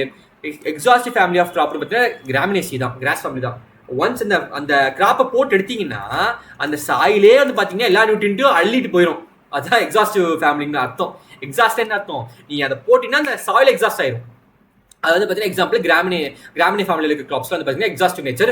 இது பார்த்தீங்கன்னா சீரியல்ஸ், அதாவது ரைஸு, வீட், இதில் பார்த்தீங்கன்னா எக்ஸாஸ்டிவ் நேச்சர். ஓகேங்களா? அது போட்டு நீங்கள் முடிச்சு பேக்கப் போடுறப்ப திரும்பி நியூட்ரியன்ஸ் அப்ளை பண்ணுற மாதிரி இருக்கும். எல்லா நியூட்ரியன்ஸ் அதை எடுத்துகிட்டு போயிடும். அடுத்து ஆரிஜின் ஆஃப் மைஸ் வந்து பார்த்தீங்கன்னா மெக்சிகோ. அடுத்து ஆரிஜின் ஆஃப் சோயாபீன் வந்து பார்த்தீங்கன்னா சைனா. ஆரிஜின் ஆஃப் டொபாக்கோ வந்து பார்த்தீங்கன்னா Mexico. State having highest area under summer maize வந்து பார்த்தீங்கன்னா Bihar. Indian journal of agriculture science is published by ICAR. சரிங்களா? இதெல்லாம் ஒன்ஸ் கோ த்ரூ பண்ணிக்கோங்க. அடுத்து yellowing of tea leaves வந்து maybe due to deficiency of sulphur. yellowing வந்து பார்த்தீங்கன்னா 2 ரீசனால வருங்க. ஒரு நைட்ரஜன் டெஃபிஷியன்சி, இன்னொரு சல்ஃபர் டெஃபிஷியன்சி. ரெண்டுக்கு என்ன வித்தியாசம் பார்த்தீங்கன்னா, நைட்ரஜன் வந்து பார்த்தீங்கன்னா நல்லா highly mobile nature. Highly mobile என்ன அர்த்தம்னா ஒரு இடத்துல இருந்து இடத்துக்கு ஓடிட்டே இருக்கும். அப்போ என்னன்னா ஓல்டர் லீவ்ஸ் தான் நைட்ரஜன் டெஃபிஷியன்சி வரும். இப்போ புது லீவ்ஸ் ஃபார்ம் ஆகுதுன்னு வச்சுக்கோங்க. ஒரு பிளான்ட்ல இங்கே கீழே இருக்கிறது ஓல்டு லீவ்ஸ், மேலே இருக்கிறது இது என்ன கரெக்டாக நமக்கு வரையாது, கொஞ்சம் கஷ்டமாக தான் இருக்குது. இது நியூ லீஃப்னு வச்சுக்கோங்களேன். இப்போ மொபைல்னா என்ன அர்த்தம்? ஓடிட்டே இருக்கும். அப்போ புதுசாக ஃபார்ம் ஆகிறதுக்கு ஓடிடும். அப்போ நைட்ரஜன் டெஃபிஷியன்சி இங்கே வராது. அப்போ ஒரு எல்லோயிங் வந்து பார்த்தீங்கன்னா யங்கில் இருந்துச்சுன்னா கண்டிப்பாக என்னவாக தான் இருக்கும்? சல்ஃபராக தான் இருக்கும். ஏன்னா சல்ஃபர் வந்து பார்த்தீங்கன்னா இட்ஸ் லோ மொபைல், கொஞ்சம் கம்மியான மொபைல் ஆனது. சரிங்களா? ஸோ அப்போ வந்து பார்த்தீங்கன்னா பெரும்பான்மையாக மொபைல் ஆகாது, ஒரு இடத்துக்கு போயிட்டு இருக்காது.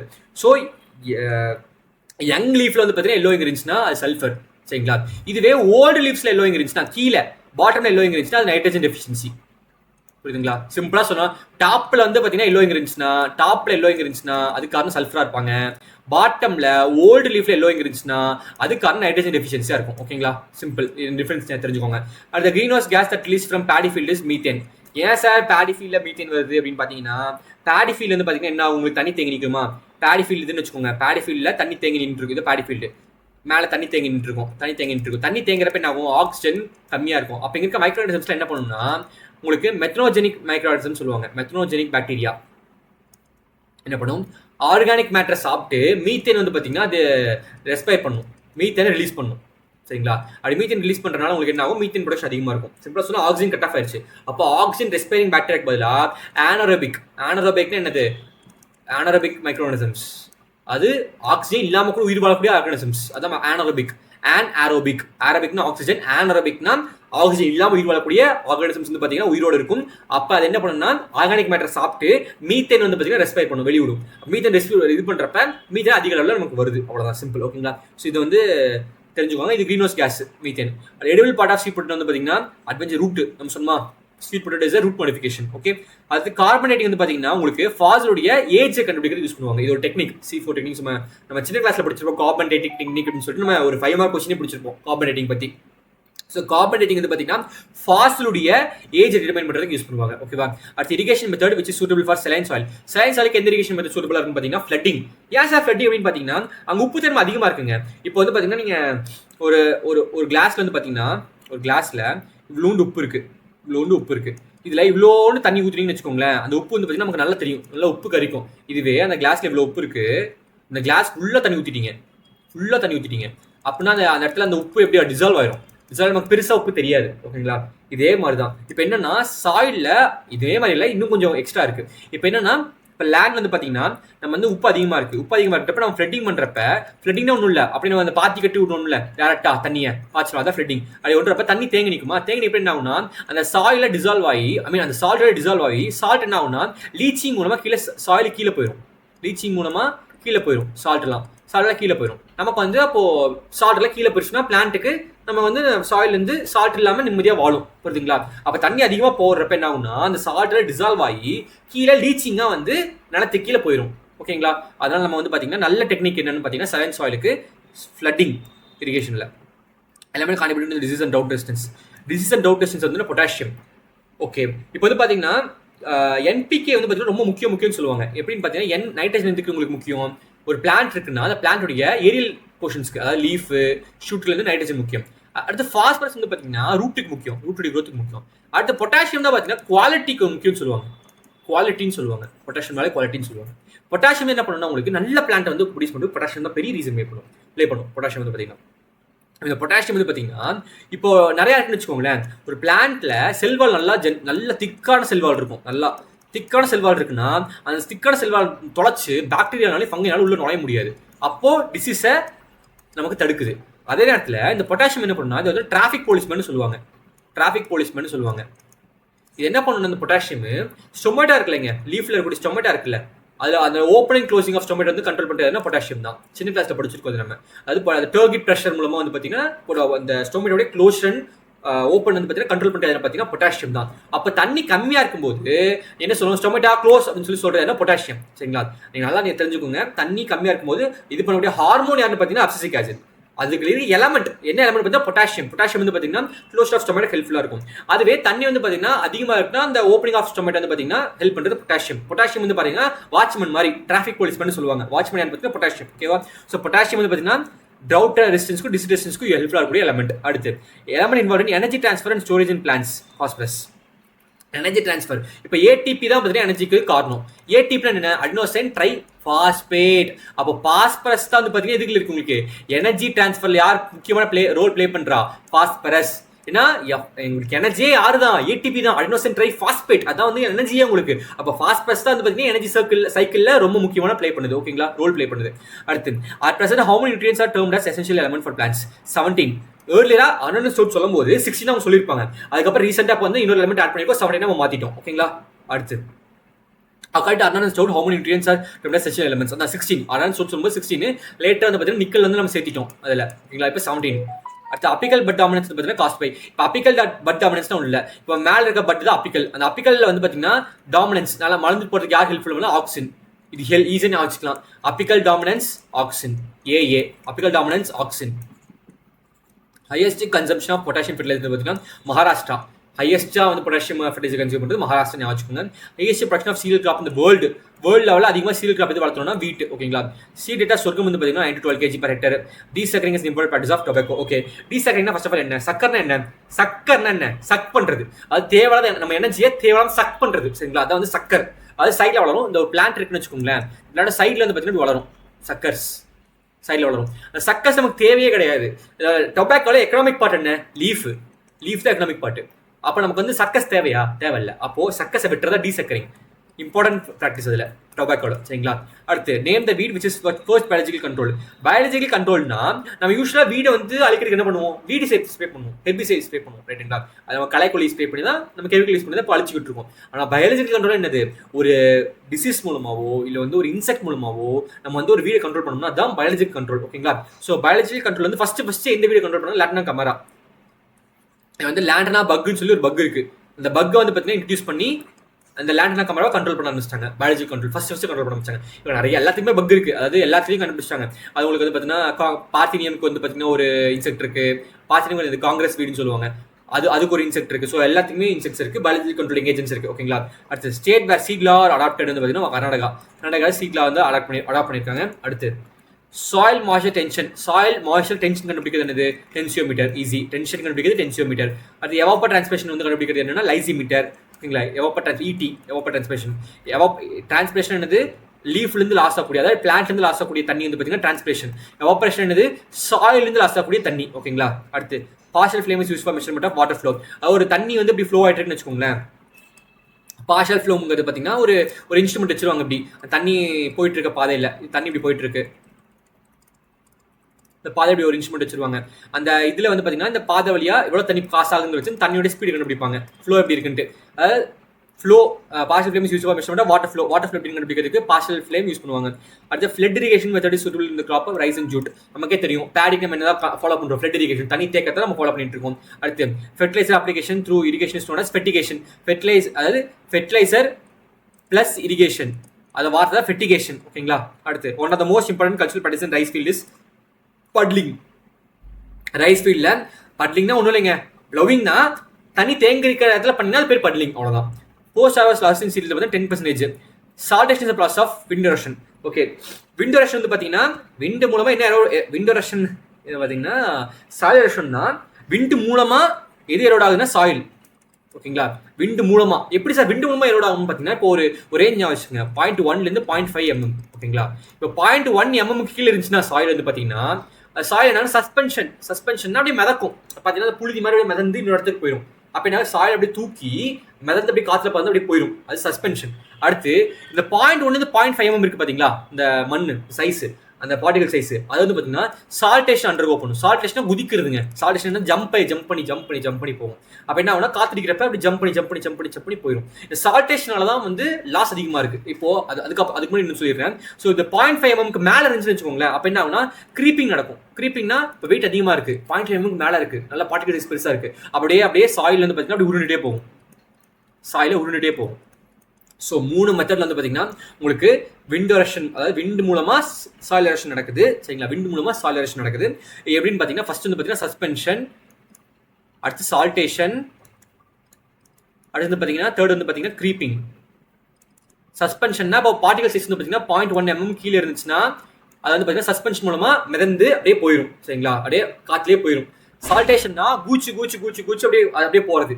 அது 0.1 mmலேருந்து 0.5 mmக்குள்ள சைஸ் இருந்துச்சுன்னா கூச்சு போயிடும் அப்படியே. இதே 0.5 mmக்கு மேலே இருந்துச்சுன்னா அப்படியே கீழே உருண்டுட்டே மண்ணில் அப்படியே உருண்டுட்டே போயிடும். சாயில் லாஸ் ஆகிறதா விண்டு மூலமாக காற்று அப்படியே அடிக்கிற ஸ்பீடுக்கு மண் அப்படியே தூக்கிட்டே போயிடும்னு சொல்லுவாங்களே. மனுஷனே தூக்கிட்டு போகிற அளவுக்கு காத்திரிக்குது பண்ணலாம். அப்போ மண்ணை தூக்கிட்டு போகாதா? அதுதான் அந்த மண்ணை தூக்கிட்டு போகிறதுக்கு 0.1 mm கீழே இருந்துச்சுன்னா காற்றோட அப்படியே மேலே மிதந்துட்டே போயிடும். 0.1 0.5 mm இருந்துச்சுன்னா கூச்சு அப்படியே போகும். ஆசிலேஷன் சிக்ஸாக அப்படி போயிட்டு இருக்கும். அதே க்ரீப்பிங்காக இருந்துச்சுன்னா அப்படியே கீழே அப்படியே மண்ணோடய சேர்த்துட்டு கொண்டு போயிடும். கொஞ்சம் 0.5 mm மேலே இருக்குன்ற சைஸ். இதை வந்து பார்த்தீங்கன்னா சால்டேஷன் வந்து பார்த்தீங்கன்னா ஏன் முக்கியமாக சொல்லியிருக்காங்கன்னா இதை பெரும்பான்மையான லாஸ் நடக்குது சால்டேஷனால. இந்த கூச்சு ஜிக்ஸாக்கா போகுது பார்த்தீங்களா, இதனால பெரும்பான்மையான சாயில் எரோஷன் வந்து பார்த்தீங்கன்னா விண்டு மூலமாக நடக்கக்கூடிய சாயில் எரோஷன் இதனால தான் நடக்குது. ஓகேங்களா? அதனால தான் சால்டேஷன் இங்கே மெயினாக ஃபோக்கஸ் கொடுத்துருக்காங்க. அடுத்து irrigation efficiency of loamy soil வந்து பார்த்தீங்கன்னா 70%. ஹையஸ்ட் வந்து லோமி சாயிலில் சால்ட்டு, சில்ட்டு, கிளே எல்லாமே ஈக்குவல் ப்ரொபோர்ஷனில் இருக்கும். சரிங்களா? அதான் லோமி சாயில். அங்கே தான் வந்து பார்த்தீங்கன்னா இரிகேஷன் எஃபிஷியன்சி பக்காவாக இருக்கும். 70% பார்த்தீங்கன்னா அதில் தான் ஹையாக இருக்குது. Sowing pattern use in try land வந்து பார்த்தீங்கன்னா ப்ராட்காஸ்டிங் ஒன்றும் இல்லைங்க, சூசி எடுத்துப்பாங்க அப்படியே தூவுறது ப்ராட்காஸ்டிங் வந்து பார்த்தீங்கன்னா சோயிங் பேட்டர்ன். இதில் என்ன ட்ரை லேண்ட் ஏரியாவில் பார்த்தீங்கன்னா ப்ராட்காஸ்டிங் தான் பண்ணுவாங்க. ஓகேவா? அடுத்து most efficient method of irrigation வந்து பார்த்தீங்கன்னா ட்ரிப் இரிகேஷன் தான். ஏன்னா ஒவ்வொரு சொட்டா அப்படி பார்த்து ரூட்கிட்டே விடுறப்ப நமக்கு அந்த ரூட்ல பார்த்தீங்கன்னா தேவையப்ப கரெக்டாக தண்ணி எடுத்துகிட்டே இருக்கு. அதுக்குள்ள ஃபோன் வந்துருச்சு. ஓகே, ரிலேட்டிவ் ஹியூமிடிட்டி வந்து பார்த்தீங்கன்னா மெஷர் பண்ணுறது யாருன்னு பார்த்தீங்கன்னா ரிலேட்டிவ் ஹியூமிடிட்டி மெஷர் பண்ணுறது பார்த்தீங்கன்னா சைக்ரோமீட்டர் யூஸ் பண்ணுறோம். அடுத்து crops growing for conservation of soil moisture conserve பண்ணுறதுக்கு பார்த்தீங்கன்னா மல்ச் கிராப்ஸ் யூஸ் பண்ணுறோம். மல்ச்சிங்னா ஒன்றும் இல்லைங்க, இப்போ சாயில் வந்து பார்த்தீங்கன்னா பேரனாக இருக்குன்னு வச்சுக்கோங்களேன், இப்போ ஒரு மொட்டை நிலமா இருக்குன்னு வச்சுக்கோங்களேன், வெயில் பரப்ப என்ன ஆகும், சாயில் கூடிய மாய்ச்சர் வெளியே போயிடும். இதே அந்த சாயில நீங்கள் வந்து ஏதாவது ஒன்று வச்சு மூடி வைக்கிறீங்கன்னு வச்சுக்கோங்க, ஏதாவது ஒன்று வச்சு கவர் பண்ணி வைக்கிறீங்க, அப்போ என்ன ஆகும், டேரக்டாக சன்லைட் சாயில படாது, அப்போ சாயில் கூடிய மாய்ச்சர் லாஸ் ஆகாது. அவ்வளோதான். அந்த அந்த மூடி வைக்கிறதுக்கு நம்ம நேச்சுரலாகவும் பண்ணலாம், இல்லை வந்து பார்த்தீங்கன்னா நீங்கள் ஒரு பிளாஸ்டிக் கவர் போட்டும் பண்ணலாம். சரிங்களா, அதான் மல்ச்சிங் சிம்பிளா சொல்ல போனா. மல்ச் கிராப்ஸ்னா நம்ம வந்து பிளான்ஸ் மூலமா வந்து பாத்தீங்கன்னா ஒரு பரவக்கூடிய சின்ன சின்ன பிளான்ஸ், லெகுமினேசியஸ் பிளான்ஸ் தான் பாத்தீங்களா கீழ அந்த கவர் கிராப்ஸ் சொல்லுவாங்க, அதை வச்சு கவர் பண்ணிடுவோம் லேண்டை. சரிங்களா, குட்டியா இருக்கும், அப்படியே கவர் பண்ணிடுவோம் லேண்டை. அப்படின்றப்ப டேரக்டா சன்லைட் சாயில படாது, டேரக்டா படாதப்ப சாயில இருக்கக்கூடிய மாய்ச்சர் நம்ம கன்சர்வ் பண்றோம், எவாபரேஷன் கம்மி பண்றோம். ஓகேங்களா. அடுத்து example of erosion permitting crop. Erosion permitting crop வந்து பாத்தீங்கன்னா மைஸ். ஓகே, மைஸ் வந்து எரோஷன் பெர்மிட்டிங் கிராப். அதே நேரத்தில் எரோஷன் ரெசிஸ்டன்ட் கிராப் வந்து பாத்தீங்கன்னா கௌபியன் கிரவுண்ட். இது ஞாபகம் வச்சுக்கோங்க. ஓகேவா. ஓகே நம்ம வந்து பார்த்தீங்கன்னா மென்டாரிங் வந்து செஷன் போயிட்டே இருக்கு. ஸோ மென்டாரிங் வந்து பார்த்தீங்கன்னா யாருக்கெல்லாம் வேணுமோ டிஸ்கிரிப்ஷனில் லிங்க் கொடுத்துருக்கோம், அதை செக் பண்ணி பாருங்க. ஓகே, ரெஸ்ட் வந்து பார்த்தீங்கன்னா நெக்ஸ்ட் கிளாஸில் கண்டினியூ பண்ணலாம். தேங்க்யூ.